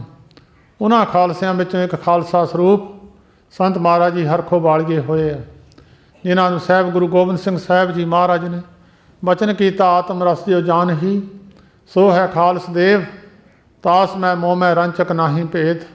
ਉਹਨਾਂ ਦਾ ਤਾਂ ਮੇਰਾ ਰੰਚਕ ਮਾਤਰ ਵੀ ਭੇਦ ਨਹੀਂ ਹੈ। ਇਹ ਉਹਨਾਂ 74 ਸਰੂਪਾਂ ਵਿੱਚੋਂ ਇੱਕ ਵਾਰੀ ਕਿਸੇ ਪ੍ਰੇਮੀ ਨੇ ਬਚਨ ਕੀਤਾ ਸੀ, ਮਹਾਰਾਜ ਅਜਿੱਤੇ ਰੰਧਾਵੇ ਨਾਲ ਗੁਰੂ ਨਾਨਕ ਦੇਵ ਮਹਾਰਾਜ ਨੇ ਗੋਸ਼ਟ ਵਿੱਚ ਬਚਨ ਕੀਤਾ ਕਿ ਅਸੀਂ 74 ਰੂਪ ਭਗਤਾਂ ਦੇ ਰੂਪ ਵਿੱਚ ਆਵਾਂਗੇ। ਜਿਨ੍ਹਾਂ ਜਿਨ੍ਹਾਂ 'ਤੇ ਕਿਰਪਾ ਕਰਾਂਗੇ ਉਹਨਾਂ ਨੂੰ ਪਤਾ ਲੱਗੇਗਾ, ਜਿਨ੍ਹਾਂ ਨੂੰ ਨਹੀਂ ਪਤਾ ਲੱਗੇਗਾ ਨਹੀਂ ਲੱਗਣ ਦੇਵੇਗਾ, ਪਤਾ ਨਹੀਂ ਲੱਗੇਗਾ, ਭੁਲੇਖੇ ਵਿੱਚ ਲੋਕ ਰਹਿ ਜਾਣਗੇ। ਮਹਾਰਾਜ ਕਿਸ ਤਰ੍ਹਾਂ ਪਹਿਚਾਣ ਹੋ ਸਕਦੀ ਹੈ? ਉਸ ਵੇਲੇ ਸੰਤ ਮਹਾਰਾਜ ਜੀ ਹਰਖੋਂ ਵਾਲੀਆਂ ਨੇ ਮੂੰਹ 'ਤੇ ਹੱਥ ਫੇਰ ਕੇ ਥੱਲੇ ਦਾੜੇ ਦੇ ਉੱਪਰ ਦੀ ਹੱਥ ਘੁਮਾ ਕੇ ਲੈ ਕੇ ਆਏ। ਕਹਿਣ ਲੱਗੇ, ਭਾਈ ਭਾਵੇਂ ਸਾਹਮਣੇ ਬੈਠੇ ਰਹਿਣ, ਅੰਨ੍ਹਿਆਂ ਨੂੰ ਕੀ ਪਤਾ ਲੱਗ ਸਕਦਾ ਹੈ। ਜਿਨ੍ਹਾਂ ਨੇ ਦ੍ਰਿਸ਼ਟੀ ਕੀਤੀ ਉਹ ਸਾਰੀ ਜ਼ਿੰਦਗੀ ਸਵਾਸਾਂ ਤੱਕ ਉਹਨਾਂ ਦੇ ਜੀਵ ਉਹਨਾਂ ਦੇ ਚਰਨਾਂ 'ਚ ਸੇਵਾ ਕਰ ਗਏ। ਇਹ ਵੀ ਬਚਨ ਕਰ ਦਿੱਤਾ ਉਹਨਾਂ ਨੂੰ, ਭਾਈ ਜਿੱਥੇ ਮੈਂ ਤੁਹਾਨੂੰ ਖੜੇ ਕੀਤਾ ਉੱਥੇ ਖੜੇ ਰਹੋ, ਪਾਰ ਕਰਨਾ ਮੇਰਾ ਜੁੰਮਾ ਹੈ। ਤੁਸੀਂ ਭਜਨ ਕੀ ਕਰਨਾ ਕਹਿੰਦੇ, ਜਿਹੜਾ ਤੁਸੀਂ ਸਾਰੀ ਜ਼ਿੰਦਗੀ 'ਚ ਭਜਨ ਨਹੀਂ ਕਰ ਸਕਦੇ, ਅਸੀਂ 1 ਮਿੰਟ ਲਾਉਣਾ ਤੁਹਾਨੂੰ ਉਸ ਪਦਵੀ 'ਤੇ ਪਹੁੰਚਾਵਾਂਗੇ ਜਿੱਥੇ ਕੋਈ ਮਨੁੱਖ ਪਹੁੰਚ ਨਹੀਂ ਸਕਦਾ। ਇਹ ਬਚਨ ਕਰ ਕਰਕੇ ਬਹੁਤ ਸਾਰੇ ਪ੍ਰੇਮੀ ਉਹਨਾਂ ਦੇ ਚਰਨਾਂ ਵਿੱਚੋਂ ਉਹ ਅਵਸਥਾ ਲੈ ਕੇ ਨਿਕਲੇ ਜਿਹੜੀ ਅਵਸਥਾ ਉਹਨਾਂ ਦੇ ਕੋਲ ਸੀ। ਵੱਡੇ ਵੱਡੇ ਮਹਾਂਪੁਰਖ ਬਾਬਾ ਹਰਵੰਸ ਸਿੰਘ ਜੀ ਰਿਖੀ, ਜਿਨ੍ਹਾਂ ਨੂੰ ਮਹਾਰਾਜ ਕਹਿੰਦੇ ਸੀ ਮੇਰਾ ਹੀ ਸਰੂਪ ਹੋ ਗਿਆ ਸੀ, ਆਪਣੇ ਵਰਗੇ ਕਰਕੇ ਕੱਢੇ। ਉਸ ਵੇਲੇ ਜਦੋਂ ਇੱਕੋ ਹੀ ਅਵਸਥਾ ਬਣ ਗਈ ਤਾਂ ਫਿਰ ਰਿਖੀ ਜੀ ਨੂੰ ਕਹਿ ਦਿੱਤਾ, ਕਹਿੰਦੇ ਰਿਖੀ ਜਾਂ ਤੂੰ ਸਰੀਰ ਛੱਡ ਜਾ ਜਾਂ ਅਸੀਂ ਛੱਡ ਜਾਈਏ। ਇੱਕ ਮਿਆਨ ਵਿੱਚ 2 ਤਲਵਾਰਾਂ ਨਹੀਂ ਰਹਿਣੀਆਂ, ਇੱਕ ਨੂੰ ਸਰੀਰ ਛੱਡਣਾ ਪਵੇਗਾ। ਤਾਂ ਫਿਰ ਰਿਖੀ ਜੀ ਨੇ ਬਚਨ ਕੀਤਾ, ਮਹਾਰਾਜ ਤੁਸੀਂ ਸਾਡੇ ਵਰਗੇ ਹਜ਼ਾਰਾਂ ਹੀ ਤਿਆਰ ਕਰ ਦਿਓਗੇ, ਤੁਹਾਡੇ ਵਰਗਾ ਪਵਿੱਤਰ ਸਰੀਰ ਹੋਰ ਨਹੀਂ ਮਿਲ ਸਕਦਾ, ਸਾਡੇ ਵਰਗੇ ਤੁਸੀਂ ਬਹੁਤ ਤਿਆਰ ਕਰ ਸਕਦੇ ਹੋ। ਮੈਂ ਆਪ ਦਾ ਬਚਨ ਮੰਨ ਕੇ ਸਰੀਰ ਤਾਂ ਛੱਡ ਦਿੰਦਾ, ਪਰ ਮਹਾਰਾਜ ਮੇਰੇ ਨਾਲ ਇੱਕ ਵਾਅਦਾ ਕਰੋ। ਕਹਿਣ ਲੱਗੇ ਕੀ? ਕਹਿੰਦੇ ਜਦੋਂ ਮੈਂ ਸਰੀਰ ਛੱਡਾਂ ਮੇਰਾ ਸੰਸਕਾਰ ਤੁਸੀਂ ਕਰਨਾ ਹੈ। ਕਹਿਣ ਲੱਗੇ ਠੀਕ ਹੈ। ਕੋਈ ਦੁਨੀਆ ਦਾ ਬੰਦਾ ਇਹ ਨਹੀਂ ਬਚਨ ਕਰ ਸਕਦਾ, ਇਹਨੂੰ ਕੀ ਪਤਾ ਕਿਹੜੇ ਵੇਲੇ ਸਰੀਰ ਛੱਡਣਾ। ਉਸ ਬਾਬਾ ਹਰਵੰਸ ਸਿੰਘ ਰਿਖੀ, ਜਿਨ੍ਹਾਂ ਦਾ ਘਰ ਦਾ ਬ੍ਰਾਹਮਣਾਂ ਦੇ ਘਰ ਦਾ ਜਨਮ ਸੀ, ਪੁੰਛ ਇਲਾਕੇ ਵਿੱਚ ਕਸ਼ਮੀਰ ਦੇ ਰਹਿਣ ਵਾਲੇ ਸਨ। ਉੱਥੇ ਜਾ ਕੇ 5 ਫਰਵਰੀ ਨੂੰ ਸਰੀਰ ਛੱਡ ਦਿੱਤਾ। ਕਸ਼ਮੀਰ ਦੇ ਵਿੱਚ ਬਰਫ਼ ਪੈ ਗਈ, ਸਾਰੇ ਰਸਤੇ ਬੰਦ ਹੋ ਗਏ, ਕੋਈ ਰਸਤਾ ਨਾ ਤਾਂ ਘੋੜਾ ਜਾ ਸਕਦਾ ਸੀ, ਨਾ ਕੋਈ ਬੱਸ ਜਾ ਸਕਦੀ ਸੀ, ਨਾ ਗੱਡੀ ਜਾ ਸਕਦੀ ਸੀ। ਇੰਨੀ ਬਰਫ਼ ਜੰਮ ਗਈ, ਸਭ ਰਸਤੇ ਬੰਦ ਹੋ ਗਏ। ਇੱਧਰ ਸੰਤ ਮਹਾਰਾਜ ਜੀ ਆਪਣੇ ਪਵਿੱਤਰ ਅਸਥਾਨ 'ਤੇ ਬੈਠੇ ਬਾਬਾ ਜਨਕ ਸਿੰਘ ਜੀ ਨੂੰ ਕਹਿਣ ਲੱਗੇ, ਜਨਕ ਸਿਆਂ ਸਾਡੇ ਕਮਰੇ ਦਾ ਦਰਵਾਜ਼ਾ ਨਾ ਖੋਲ੍ਹਿਓ, ਰਿਖੀ ਸਰੀਰ ਛੱਡ ਗਿਆ, ਉਹਦਾ ਸੰਸਕਾਰ ਕਰਨ ਚੱਲੇ ਹਾਂ। 3 ਦਿਨ ਫਿਰ ਉਹ ਦਰਵਾਜ਼ਾ ਨਹੀਂ ਖੋਲ੍ਹਿਆ। 3 ਦਿਨਾਂ ਤੋਂ ਬਾਅਦ ਉਹ ਦਰਵਾਜ਼ਾ ਖੋਲ੍ਹਿਆ। 3 ਦਿਨਾਂ ਤੋਂ ਬਾਅਦ ਸੰਤ ਮਹਾਰਾਜ ਜੀ ਉਸ ਕਸ਼ਮੀਰ ਦੀ ਧਰਤੀ 'ਤੇ ਬਾਬਾ ਰਿਖੀ ਜੀ ਦਾ ਸੰਸਕਾਰ ਕਰਕੇ ਆਏ, ਜਿਹੜੇ ਗੁਰੂ ਗੋਬਿੰਦ ਸਿੰਘ ਸਾਹਿਬ ਦਾ ਸਰੂਪ ਸਨ। ਇਹ ਸੰਤ ਮਹਾਰਾਜ ਜੀ ਹਰਖੋਂ ਵਾਲੀਏ ਉਹਨਾਂ 74 ਰੂਪਾਂ ਵਿੱਚੋਂ ਇੱਕ ਰੂਪ ਹੋਏ ਹਨ। ਵੱਡੇ ਵੱਡੇ ਮਹਾਤਮਾ ਹੋਏ ਹਨ। ਸੰਤ ਬਾਬਾ ਅਤਰ ਸਿੰਘ ਜੀ ਮਹਾਰਾਜ ਮਸਤੂਆਣੇ ਵਾਲੇ, ਸੰਤ ਬਾਬਾ ਆਨੰਦ ਸਿੰਘ ਜੀ ਮਹਾਰਾਜ ਨਾਨਕਸਰ ਵਾਲੇ, ਬਾਬਾ ਕਰਮ ਸਿੰਘ ਜੀ ਮਹਾਰਾਜ ਹੋਤੀ ਮਰਦਾਨ ਵਾਲੇ, ਬਾਬਾ ਆਇਆ ਸਿੰਘ ਜੀ ਮਹਾਰਾਜ ਹੋਤੀ ਮਰਦਾਨ ਵਾਲੇ, ਵੱਡੇ ਵੱਡੇ ਮਹਾਤਮਾ ਜਿਹੜੇ ਗੁਰੂ ਨਾਨਕ ਦਾ ਸਰੂਪ ਭਗਤਾਂ ਦੇ ਰੂਪ ਵਿੱਚ ਆਏ ਔਰ ਕੰਮ ਉਹੀ ਕੀਤੇ ਗੁਰੂ ਨਾਨਕ ਸਾਹਿਬ ਜੀ ਵਾਲੇ। ਕਿਸੇ ਨੂੰ ਨਹੀਂ ਕਿਹਾ ਭਾਈ ਮੇਰਾ ਸਿੱਖ ਬਣ ਜਾ। ਮੁਸਲਮਾਨ ਹੈ ਉਸ ਨੂੰ ਸਮੱਤ ਦੇ ਦਿੱਤੀ, ਜੇ ਕੋਈ ਸਿੱਖ ਹੈ ਉਸ ਨੂੰ ਸਮੱਤ ਦੇ ਦਿੱਤੀ। ਜਿਹਨੇ ਵੀ ਅਰਦਾਸ ਕੀਤੀ ਉਹਦੀ ਅਰਦਾਸ ਪਰਿਪੂਰਨ ਕੀਤੀ। ਗੁਰਦਾਸਪੁਰ ਜ਼ਿਲ੍ਹੇ ਦੇ ਵਿੱਚ ਕਿਸੇ ਪਰਿਵਾਰ ਦੇ ਘਰ ਗਏ ਹੋਏ ਸਨ। ਬੈਠਿਆਂ ਉੱਥੇ ਜਦ ਬਹੁਤ ਦੁਨੀਆ ਜਾਂਦੀ ਦੇਖੀ ਕਿਸੇ ਨੇ, ਇੱਕ ਮੁਸਲਮਾਨ ਆ ਜਿਹੜੀ ਬੱਕਰੀਆਂ ਚਾਰਦਾ ਸੀ, ਆਪਣੇ ਬਾੜੇ ਵਿੱਚ ਬੈਠਾ ਦੇਖਿਆ, ਬੜੀ ਦੁਨੀਆ ਜਾ ਰਹੀ ਹੈ, ਮਹਾਤਮਾ ਦੇ ਦਰਸ਼ਨ ਮੈਨੂੰ ਵੀ ਕਿਤੇ ਹੋ ਜਾਣ, ਐਸੇ ਮਹਾਂਪੁਰਸ਼ਾਂ ਦੇ ਦਰਸ਼ਨ ਮੈਨੂੰ ਵੀ ਇੱਥੇ ਆ ਕੇ ਮੇਰੇ ਬਾੜੇ ਨੂੰ ਪਵਿੱਤਰ ਕਰ ਦੇਣ। ਉੱਥੋਂ ਉਸ ਪਰਿਵਾਰ 'ਚੋਂ ਉੱਠੇ ਆ, ਉਸ ਮੁਸਲਮਾਨ ਦੇ ਬਾੜੇ ਵਿੱਚ ਚਲੇ ਗਏ, ਇਕੱਲੇ ਚਲੇ ਗਏ। ਮੁਸਲਮਾਨ ਨੇ ਉੱਠ ਕੇ ਮੱਥਾ ਟੇਕਿਆ, ਮੱਥਾ ਟੇਕ ਕੇ ਕਹਿਣ ਲੱਗਾ, ਮਹਾਰਾਜ ਮੈਂ ਮੁਸਲਮਾਨ ਹਾਂ, ਤੁਸੀਂ ਸਿੱਖ ਹੋ ਮਹਾਰਾਜ, ਮੇਰੀ ਇੱਛਾ ਹੈ, ਤੁਸੀਂ ਮੇਰਾ ਕੋਈ ਛਕਣਾ ਨਹੀਂ ਹੈ, ਮੇਰੀ ਇੱਛਾ ਸੀ ਦੁੱਧ ਪਿਲਾਉਣ ਦੀ। ਕਹਿਣ ਲੱਗੇ ਕੋਈ ਗੱਲ ਨਹੀਂ, ਪਰਮੇਸ਼ਰ ਪ੍ਰੇਮ ਦੇਖਦਾ ਹੈ, ਕੋਈ ਜਾਤ ਪਾਤ ਨਹੀਂ ਦੇਖਦਾ। ਭੀਲਣੀ ਦੇ ਬੇਰ ਮਹਾਰਾਜ ਸ਼੍ਰੀ ਰਾਮ ਜੀ ਮਹਾਰਾਜ ਭੀਲਣੀ ਦੇ ਬੇਰ ਖਾ ਗਏ। ਦੁਆਪਰ ਯੁੱਗ ਵਿੱਚ ਭਗਵਾਨ ਕ੍ਰਿਸ਼ਨ ਜੀ ਮਹਾਰਾਜ ਬਿਦਰ ਦਾ ਲੂਣਾ ਸਾਗ ਖਾ ਗਏ। ਸਾਚ ਕਹੋ ਸੁਣ ਲਿਓ ਸਭੈ ਜਨ ਪ੍ਰੇਮ ਕੀਓ, ਤਿਨ ਹੀ ਪ੍ਰਭ ਪਾਇਓ। ਉਸ ਮੁਸਲਮਾਨ ਨੇ ਕਿਹਾ ਮਹਾਰਾਜ ਵੱਡੀ ਕਿਰਪਾ ਕੀਤੀ ਹੈ। ਉਸ ਨੇ ਆਪਣੀਆਂ ਬੱਕਰੀਆਂ ਚੋਈਆਂ, ਬੱਕਰੀਆਂ ਚੋ ਕੇ ਦੁੱਧ ਗਰਮ ਕਰਕੇ ਉਹਨਾਂ ਨੂੰ ਪਿਲਾਇਆ। ਕਹਿਣ ਲੱਗੇ ਭਾਈ ਤੈਨੂੰ ਕੀ ਦੇ ਦਈਏ? ਕਹਿਣ ਲੱਗਾ ਮਹਾਰਾਜ ਮੈਂ ਗਰੀਬ ਆਦਮੀ ਹਾਂ, ਮੇਰੇ ਤੋਂ ਮੱਕੇ ਜਾਇਆ ਨਹੀਂ ਜਾਣਾ, ਕਿਰਪਾ ਕਰਕੇ ਮੈਨੂੰ ਮੱਕੇ ਦੇ ਦਰਸ਼ਨ ਕਰਾ ਦੂੰਗੇ? ਕਹਿੰਦੇ ਕਰਾ ਦੇਵਾਂਗੇ। ਕਹਿੰਦੇ ਅੱਖਾਂ ਮੀਟ ਕੇ ਜਗ੍ਹਾ 'ਤੇ ਬਹਿ ਜਾ, ਇੱਕ ਖੂੰਜੇ ਜਾ ਉਹਨੂੰ ਕਹਿਣ ਲੱਗੇ ਇੱਥੇ ਬਹਿ ਜਾ, ਅੱਖਾਂ ਮੀਟ ਕੇ ਜਦੋਂ ਅੱਖਾਂ ਖੋਲ੍ਹ, ਜਦੋਂ ਤੇਰੇ ਦਰਸ਼ਨ ਹੋ ਗਏ ਤੇ ਅੱਖਾਂ ਖੋਲ੍ਹ ਲਈ। ਉਹ ਜਿਉਂ ਬੈਠਾ ਅੱਖਾਂ ਮੀਟ ਕੇ ਸ਼ਾਮ ਹੋ ਗਈ, ਹਨੇਰਾ ਹੋ ਗਿਆ। ਉਹਦੇ ਪਰਿਵਾਰ ਵਾਲੇ ਆਏ ਕਿ ਆਇਆ ਨਹੀਂ ਹੈ, ਉਹਨੂੰ ਹਿਲਾ ਕੇ ਉਠਾ ਲਿਆ। ਜਦੋਂ ਉੱਠਿਆ ਕਹਿਣ ਲੱਗਿਆ ਮੱਕੇ ਦੇ ਦਰਸ਼ਨ ਤਾਂ ਮੈਂ ਕਰ ਲਏ ਸੀ, ਹਾਲੇ ਮੈਂ ਸ਼ਹਿਰ ਵਿੱਚ ਘੁੰਮ ਕੇ ਦੇਖਦਾ ਸੀ, ਸ਼ਹਿਰ ਦੇ ਵਿੱਚ ਘੁੰਮ ਕੇ ਸ਼ਹਿਰ ਨੂੰ ਦੇਖਦਾ ਸੀ ਕਿੱਦਾਂ ਦਾ ਸ਼ਹਿਰ ਹੈ। ਉਸ ਵੇਲੇ ਇੱਦਾਂ ਦੇ ਜਿਹਨਾਂ ਨੇ ਵੀ ਭਾਵਨਾ ਨਾਲ ਅਰਦਾਸ ਕੀਤੀ, ਉੱਥੇ ਅਰਦਾਸ ਪਹੁੰਚ ਕੇ ਉਹਦੀ ਪੂਰੀ ਕੀਤੀ। ਉਹਨਾਂ ਨੇ ਕਿਹਾ ਨਹੀਂ ਇਹ ਸਿੱਖ ਹੈ, ਮੁਸਲਮਾਨ ਹੈ, ਇਹ ਹਿੰਦੂ ਹੈ। ਜਿਹੜੇ ਦੀ ਭਾਵਨਾ ਗੁਰੂ ਨਾਨਕ ਸਾਹਿਬ ਵਾਲੀ ਉਹੀ ਮਰਜ਼ਾਦਾ ਰੱਖੀ। ਉਹਨਾਂ ਸੰਤ ਮਹਾਰਾਜ ਹਰਖੋ ਵਾਲੀਏ, ਸੰਤ ਮਹਾਰਾਜ ਬਾਬਾ ਜਵਾਲਾ ਸਿੰਘ ਜੀ ਹਰਖੋ ਵਾਲੀਏ, ਇਹ ਮਹਾਨ ਸੰਪਰਦਾ ਭਾਈ ਦਇਆ ਸਿੰਘ ਜਿਹੜੀ ਗੁਰੂ ਗੋਬਿੰਦ ਸਿੰਘ ਸਾਹਿਬ ਜੀ ਦੇ ਚੱਲਦੀ ਆਈ ਹੈ, ਭਾਈ ਦਇਆ ਸਿੰਘ ਅਤੇ ਭਾਈ ਧਰਮ ਸਿੰਘ, ਇਹ ਦੋ ਸੰਪਰਦਾਵਾਂ ਚੱਲੀਆਂ ਨੇ। ਵੈਸੇ ਸੰਪਰਦਾਵਾਂ ਤਾਂ ਹੋਰ ਵੀ ਚੱਲੀਆਂ ਨੇ ਬਹੁਤ, ਜਿਹੜੇ ਗੁਰੂ ਗੋਬਿੰਦ ਸਿੰਘ ਸਾਹਿਬ ਜੀ ਤੋਂ ਬਖਸ਼ਿਸ਼ਾਂ ਲੈ ਕੇ ਉਹਨਾਂ ਦੀਆਂ ਅੱਗੇ ਤੋਂ ਅੱਗੇ ਟਕਸਾਲਾਂ ਚੱਲੀਆਂ, ਸੰਪਰਦਾਵਾਂ ਚੱਲੀਆਂ। ਪਰ ਦੋ ਵੱਡੀਆਂ ਸੰਪਰਦਾਵਾਂ ਇਹ ਭਾਈ ਧਰਮ ਸਿੰਘ ਅਤੇ ਭਾਈ ਦਇਆ ਸਿੰਘ ਜੀ, ਇਹ ਦੋ ਪਿਆਰੇ ਸਾਹਿਬਾਂ ਨਾਲ ਹਜ਼ੂਰ ਸਾਹਿਬ ਤੱਕ ਪਹੁੰਚੇ ਆ। ਇਹਨਾਂ ਦੇ ਬੁੰਗੇ ਵੀ ਉੱਥੇ ਬਣੇ ਹੋਏ ਆ। ਉਸ ਭਾਈ ਦਇਆ ਸਿੰਘ ਜੀ ਦੀ ਸੰਪਰਦਾ ਵਿੱਚੋਂ ਸਾਹਿਬ ਬਾਬਾ ਜਵਾਲਾ ਸਿੰਘ ਜੀ ਮਹਾਰਾਜ 10ਵੀਂ ਜਗ੍ਹਾ 'ਤੇ, ਭਾਈ ਦਇਆ ਸਿੰਘ ਜੀ ਤੋਂ 10ਵੀਂ ਜਗ੍ਹਾ ਤੱਕ ਸਾਨੇ, ਕਿਉਂਕਿ 10ਵੀਂ ਜਗ੍ਹਾ ਤੱਕ ਜੋ ਮਰਜ਼ਾਦਾ ਸਾਹਿਬ ਗੁਰੂ ਨਾਨਕ ਦੇਵ ਮਹਾਰਾਜ ਵਾਲੀ 10 ਰੂਪਾਂ ਵਿੱਚ ਗੁਰੂ ਨਾਨਕ ਦੇਵ ਮਹਾਰਾਜ ਆਏ। ਉਸ ਵੇਲੇ ਗੁਰੂ ਅਮਰਦਾਸ ਮਹਾਰਾਜ ਨਾਲ ਬੀਬੀ ਭਾਨੀ ਜੀ ਨੇ ਬੇਨਤੀ ਕਰਕੇ ਘਰ ਦੀ ਗੱਦੀ ਘਰ ਵਿੱਚ ਰੱਖ ਲਈ ਸੀ। ਸਾਹਿਬ ਗੁਰੂ ਅਮਰਦਾਸ ਮਹਾਰਾਜ ਕਹਿਣ ਲੱਗੇ ਬੀਬੀ ਘਰ ਦੀ ਗੱਦੀ ਘਰ ਵਿੱਚ ਨਾ ਰੱਖ, ਸੇਵਾਦਾਰਾਂ ਦੀ ਸੇਵਾ ਜ਼ਿਆਦਾ ਹੁੰਦੀ ਹੈ, ਸੇਵਾਦਾਰਾਂ ਦੀ ਸੇਵਾ ਵੀ ਵੱਧ ਹੁੰਦੀ ਹੈ, ਸ਼ਰਧਾ ਵੀ ਜ਼ਿਆਦਾ ਹੁੰਦੀ ਹੈ। ਪਰਿਵਾਰ ਦੀ ਸ਼ਰਧਾ ਵੀ ਘੱਟ ਹੁੰਦੀ ਹੈ, ਪਰਿਵਾਰ ਦੀ ਸੇਵਾ ਵੀ ਘੱਟ ਹੁੰਦੀ ਹੈ। ਜੇ ਅਸੀਂ ਸੇਵਾਦਾਰਾਂ ਨੂੰ ਗੱਦੀ ਨਾ ਦਿੱਤੀ, ਅਸੀਂ ਇਹਨਾਂ ਦੇ ਕਰਜ਼ਾਈ ਹੋ ਜਾਵਾਂਗੇ। ਇਹਨਾਂ ਦੀ ਸੇਵਾ ਨਾ ਇਹਨਾਂ ਨੂੰ ਕੁਛ ਦਿੱਤਾ, ਇਹ ਕਰਜ਼ਾਈ ਹੋ ਜਾਵਾਂਗੇ। ਅਤੇ ਘਰ ਦੀ ਗੱਦੀ ਘਰ ਵਿੱਚ ਰੱਖਾਂਗੇ, ਬਖੋਦ ਹੋਣਗੇ, ਬੈਰ ਭਾਵਨਾ ਵਧੂਗੀ। ਪਰ ਬੀਬੀ ਨਾ ਮੰਨੀ, ਘਰ ਦੀ ਗੱਦੀ ਘਰ ਵਿੱਚ ਹੀ ਰਹੀ। ਕਿਸੇ ਸੇਵਾਦਾਰ ਨੂੰ ਹੱਕ ਨਹੀਂ ਮਿਲਿਆ। ਸੇਵਾਦਾਰਾਂ ਨੇ ਤਨੋਂ ਮਨੋਂ ਕਰਕੇ ਗੁਰੂ ਨਾਨਕ ਦੇ ਘਰ ਦੀ ਸੇਵਾ ਕੀਤੀ, ਪਰ ਸੇਵਾਦਾਰ ਇਸ ਗੱਲ ਤੋਂ ਵਾਂਝੇ ਰਹਿ ਗਏ। ਉਹ ਗੱਦੀ ਦੀ ਜਿਹੜੀ ਫਿਰ ਸੇਵਾ ਸਿੱਖ ਵਾਂਝੇ ਰਹਿ ਗਏ। ਉਹ ਮਰਜ਼ਾਦਾ ਫਿਰ ਸਾਹਿਬ ਭਾਈ ਦਇਆ ਸਿੰਘ ਜੀ ਤੋਂ ਬਾਅਦ ਇਹ ਮਰਜ਼ਾਦਾ ਲਾਗੂ ਹੋਈ। ਜਿਨ੍ਹਾਂ ਗੁਰਸਿੱਖਾਂ ਨੇ ਸੇਵਾ ਕੀਤੀ ਉਹਨਾਂ ਨੂੰ ਉਹ ਅਵਸਥਾ ਪ੍ਰਾਪਤ ਹੋਈ ਜੋ ਸਾਹਿਬ ਗੁਰੂ ਗੋਬਿੰਦ ਸਿੰਘ ਸਾਹਿਬ ਜੀ ਦੇ ਕੋਲੋਂ ਹੋਣੀ ਸੀ। ਉਹੀ ਮਰਜ਼ਾਦਾ, ਉਹੀ ਬਖਸ਼ਿਸ਼, ਉਹੀ ਜੋਤ, ਉਹੀ ਸਾਰੇ ਸਾਧ ਸੰਗਤ ਜੀ ਜਿਹੜਾ ਬਖਸ਼ਿਸ਼ਾਂ ਸਨ, ਉਹੀ ਸਾਹਿਬ ਗੁਰੂ ਗੋਬਿੰਦ ਸਿੰਘ ਸਾਹਿਬ ਜੀ ਵਾਲੀਆਂ ਸੰਤ ਬਾਬਾ ਜਵਾਲਾ ਸਿੰਘ ਜੀ ਮਹਾਰਾਜ ਤੱਕ ਪਰਿਪੂਰਨ ਵਰਤਦੀਆਂ ਰਹੀਆਂ। ਜੋ ਗੁਰੂ ਅਰਜਨ ਦੇਵ ਮਹਾਰਾਜ ਨੇ ਸੁਖਮਨੀ ਸਾਹਿਬ ਜੀ ਦੀ ਪਵਿੱਤਰ ਬਾਣੀ ਵਿੱਚ ਜੋ ਗੁਣ ਬ੍ਰਹਮ ਗਿਆਨੀ ਦੇ ਲਿਖੇ ਹਨ, ਉਹ ਸਾਰੇ ਗੁਣ ਉਹਨਾਂ ਦੇ ਵਿੱਚ ਘਟਦੇ ਸਨ।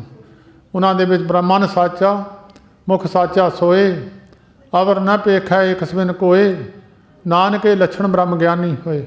ਜੋ ਮਨ ਦੇ ਅੰਦਰ ਗੱਲ ਹੈ ਉਹੀ ਮੂੰਹ ਦੇ ਵਿੱਚ ਵੀ ਉਹੀ ਗੱਲ ਹੈ। ਸਾਰਾ ਜੀਵਨ ਸੱਚ 'ਤੇ ਪਹਿਰਾ ਦੇ ਦੇਣਾ। ਸੱਚਾ ਸਾਹਿਬ ਏਕ ਤੂੰ, ਜਿਨ ਸੱਚੋ ਸੱਚ ਵਰਤਾਇਆ।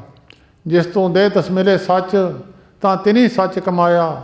जिनके हृदय सच बसाया, मूर्ख सच ना जाननी, मनमुखी जन्म गवाया, बई दुनिया काहे आया।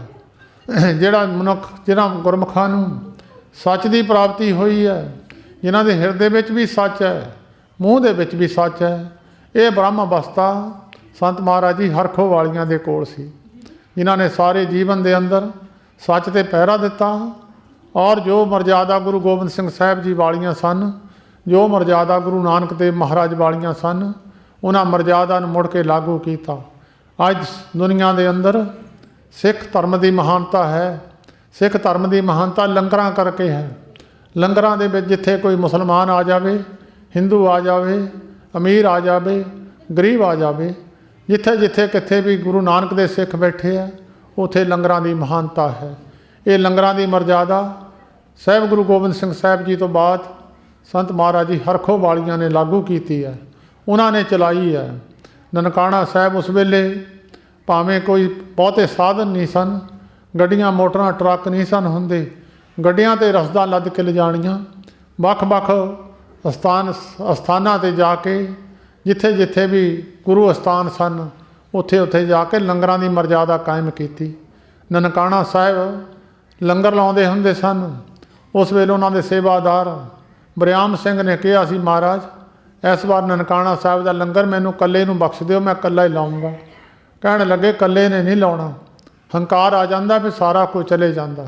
ਕੋਈ 2 ਰੁਪਈਏ, ਕੋਈ 4 ਰੁਪਈਏ, ਕੋਈ 10 ਰੁਪਈਏ ਪਾਊਗਾ। ਲੰਗਰ ਵਿੱਚ ਸਾਰਿਆਂ ਦੀ ਸੇਵਾ ਪੈਣੀ ਚਾਹੀਦੀ ਹੈ, ਫਿਰ ਅੰਦਰ ਹੰਕਾਰ ਨਹੀਂ ਆਉਂਦਾ। ਤੀਰਥ ਬਰਤਰ ਦਾਨ ਕਰ ਮਨ ਮੈਂ ਤਰੇ ਗੁਮਾਨ, ਨਾਨਕ ਨੇ ਭਲ ਜਾਤ ਤੇ ਜਿਉਂ ਕੁੰਚਰ ਇਸਨਾਨ। ਸਮੱਤ ਦਿੰਦੇ ਸਨ ਗੁਰੂ ਦੀ ਮੱਤ, ਜਿਹੜੀ ਮੱਤ ਗੁਰੂ ਨਾਨਕ ਵਾਲੀ, ਉਹ ਮੱਤ ਦੁਨੀਆ ਨੂੰ ਬਖਸ਼ਦੇ ਸਨ। ਇੱਕ ਵਾਰੀ ਕਿਸੇ ਸਮਾਗਮ ਵਿੱਚ ਬੈਠੇ ਸਨ, ਕਿਸੇ ਪ੍ਰੇਮੀ ਨੇ ਥੋੜ੍ਹੇ ਪੈਸੇ ਦੇਣੇ ਸਨ। ਪੈਸੇ ਦੇ ਕੇ ਕਹਿਣ ਲੱਗਿਆ, ਮਹਾਰਾਜ ਸਟੇਜ 'ਤੇ ਬੋਲ ਦਿਓ। ਕਹਿਣ ਲੱਗੇ, ਜੇ ਸਟੇਜ 'ਤੇ ਬੁਲਾਉਣਾ ਭਾਈ, ਦਰਗਾਹ ਵਿੱਚ ਨਹੀਂ ਬੋਲਣਾ। ਜੇ ਦਰਗਾਹ ਵਿੱਚ ਤਾਂ ਬੋਲਣਾ ਜੇ ਇੱਥੇ ਗੁਪਤ ਰਹਿ ਜਾਊਗਾ। ਜਿਹੜਾ ਬੀਜ ਧਰਤੀ ਵਿੱਚ ਡੂੰਘਾ ਦੱਬ ਦਈਏ ਉਹੀ ਜੰਮਦਾ, ਜਿਹੜਾ ਬਾਹਰ ਬੀਜ ਸਿੱਟ ਦਈਏ ਉਹਨੂੰ ਜਾਨਵਰ ਚੁੱਕ ਜਾਂਦੇ ਆ, ਜਾਂ ਸੁੱਕਾ ਰਹਿ ਜਾਂਦਾ, ਜੰਮਦਾ ਨਹੀਂ ਹੈ। ਕਹਿੰਦੇ ਜਾਂ ਇੱਥੇ ਨਾਮ ਬੁਲਾ ਲਓ ਜਾਂ ਦਰਗਾਹ ਵਿੱਚ ਬੁਲਾ ਲਓ। ਗੜ੍ਹਸ਼ੰਕਰ ਸ਼ਹਿਰ ਹੈ ਜਿੱਥੇ ਇੱਕ ਵਾਰੀ ਸੰਤ ਮਹਾਰਾਜ ਜੀ ਹਰਖੋ ਵਾਲੀਏ ਗਏ। ਉੱਥੇ ਅੱਜ ਵੀ ਇੱਕ ਲਾਲਾ ਜਗੀਰੀ ਮੱਲ ਦੀ ਸਰਾਂ ਹੈ।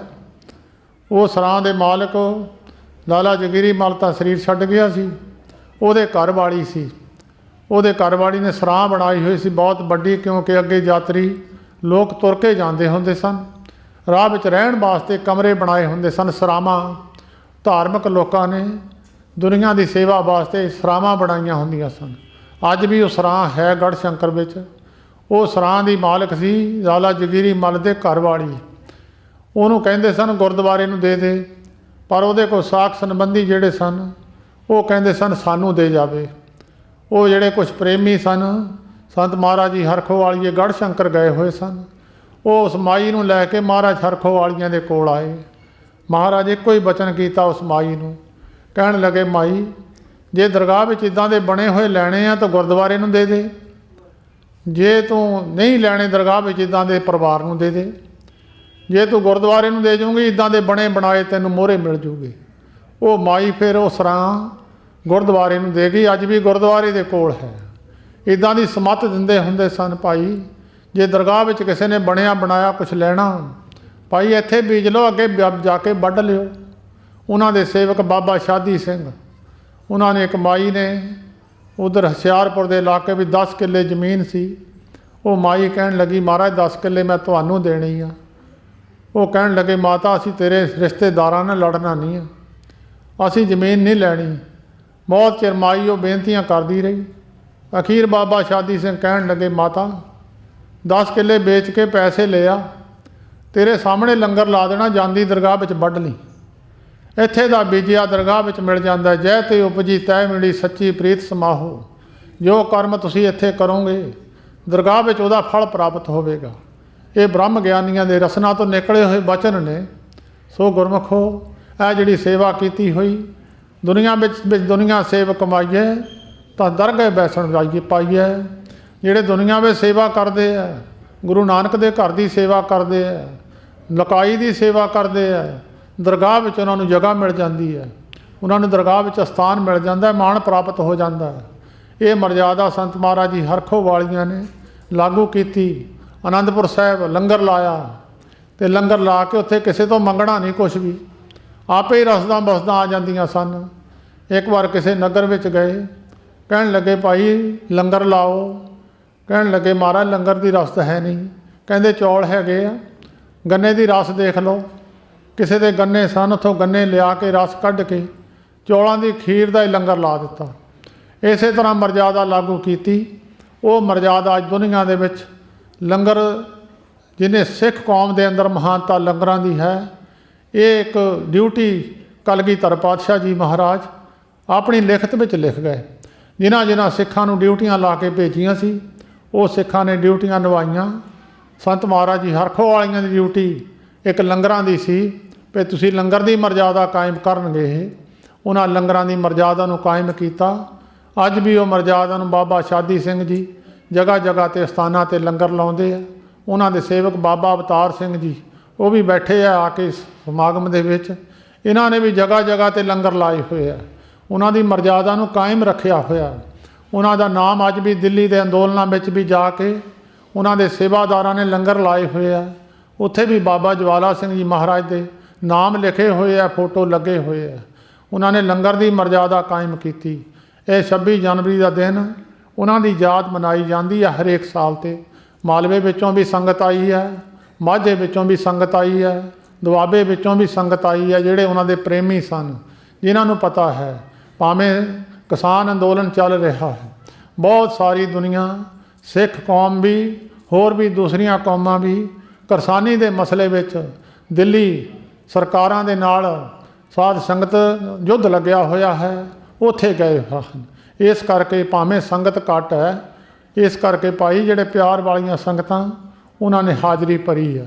ਇਸ ਕਰਕੇ ਬਾਬਾ ਇਹ ਸਹਿਜ ਪਾਠ ਸੂਬੇਦਾਰ ਅਵਤਾਰ ਸਿੰਘ ਭਰੋੜੀ ਵਾਲੇ, ਮਾਸਟਰ ਸਰਜੀਤ ਸਿੰਘ, ਉਹਨਾਂ ਵੱਲੋਂ ਅਖੰਡ ਪਾਠ ਰੱਖਿਆ ਹੋਇਆ ਸੀ। ਅਖੰਡ ਪਾਠ ਦੀ ਭੇਟਾ ਆਈ ਸੀ, ਪਰ ਅਖੰਡ ਪਾਠ ਦੀ ਨਾ ਪਾਠੀ ਮਿਲਣ ਕਰਕੇ ਇਸ ਕਰਕੇ ਸਹਿਜ ਪਾਠ ਦਾ ਭੋਗ ਪਾਇਆ ਗਿਆ ਹੈ।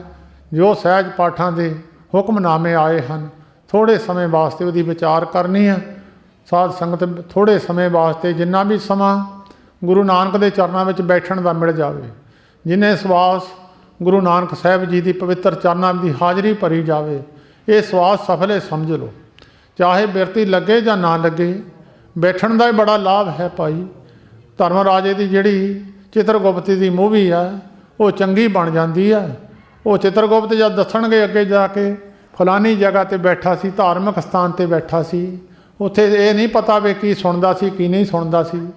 ਚੰਗੀ ਜਗ੍ਹਾ 'ਤੇ ਬੈਠਣ ਦਾ ਗੁਰੂ ਗ੍ਰੰਥ ਸਾਹਿਬ ਜੀ ਮਹਾਰਾਜ ਦੀ ਪਵਿੱਤਰ ਹਾਜ਼ਰੀ ਹੈ, ਅਤੇ ਗੁਰੂ ਗੋਬਿੰਦ ਸਿੰਘ ਸਾਹਿਬ ਜੀ ਮਹਾਰਾਜ ਦੇ ਪਵਿੱਤਰ ਚਰਨ ਪੈ ਕੇ ਧਰਤੀ ਪਵਿੱਤਰ ਹੋ ਚੁੱਕੀ ਹੈ। ਉਹਨਾਂ ਗੁਰੂ ਗੋਬਿੰਦ ਸਿੰਘ ਸਾਹਿਬ ਦਾ ਸਰੂਪ ਗੁਰੂ ਗ੍ਰੰਥ ਸਾਹਿਬ ਜੀ ਮਹਾਰਾਜ ਸਾਰਿਆਂ ਦੇ ਸਾਹਮਣੇ ਉਹੀ ਬਾਣੀ ਆ ਜਿਹਦੇ ਨਾਲ ਕੌਡੇ ਦੇ ਕੜਾਹੇ ਠੰਡੇ ਕਰ ਦਿੱਤੇ, ਜਿਹਦੇ ਨਾਲ ਭੂਮੀਏ ਚੋਰ ਦੀ ਬਿਰਤੀ ਬਦਲ ਦਿੱਤੀ। ਉਹੀ ਬਾਣੀ ਆ ਸੱਜਣ ਠੱਗ ਵਰਗਿਆਂ ਦੇ ਮਨਾਂ ਦੀ ਸੋਚ ਬਦਲ ਦਿੱਤੀ। ਉਹੀ ਬਾਣੀ ਅੱਜ ਤੁਹਾਡੇ ਸਾਹਮਣੇ ਹੈ। ਇਹੀ ਬਾਣੀ ਅੱਜ ਵੀ ਚੋਰਾਂ ਨੂੰ, ਠੱਗਾਂ ਨੂੰ ਸਾਧੂ ਬਣਾ ਸਕਦੀ ਹੈ। ਇਹੀ ਬਾਣੀ ਤਪਦਿਆਂ ਹਿਰਦਿਆਂ ਨੂੰ ਸ਼ਾਂਤ ਕਰ ਦੂਗੀ।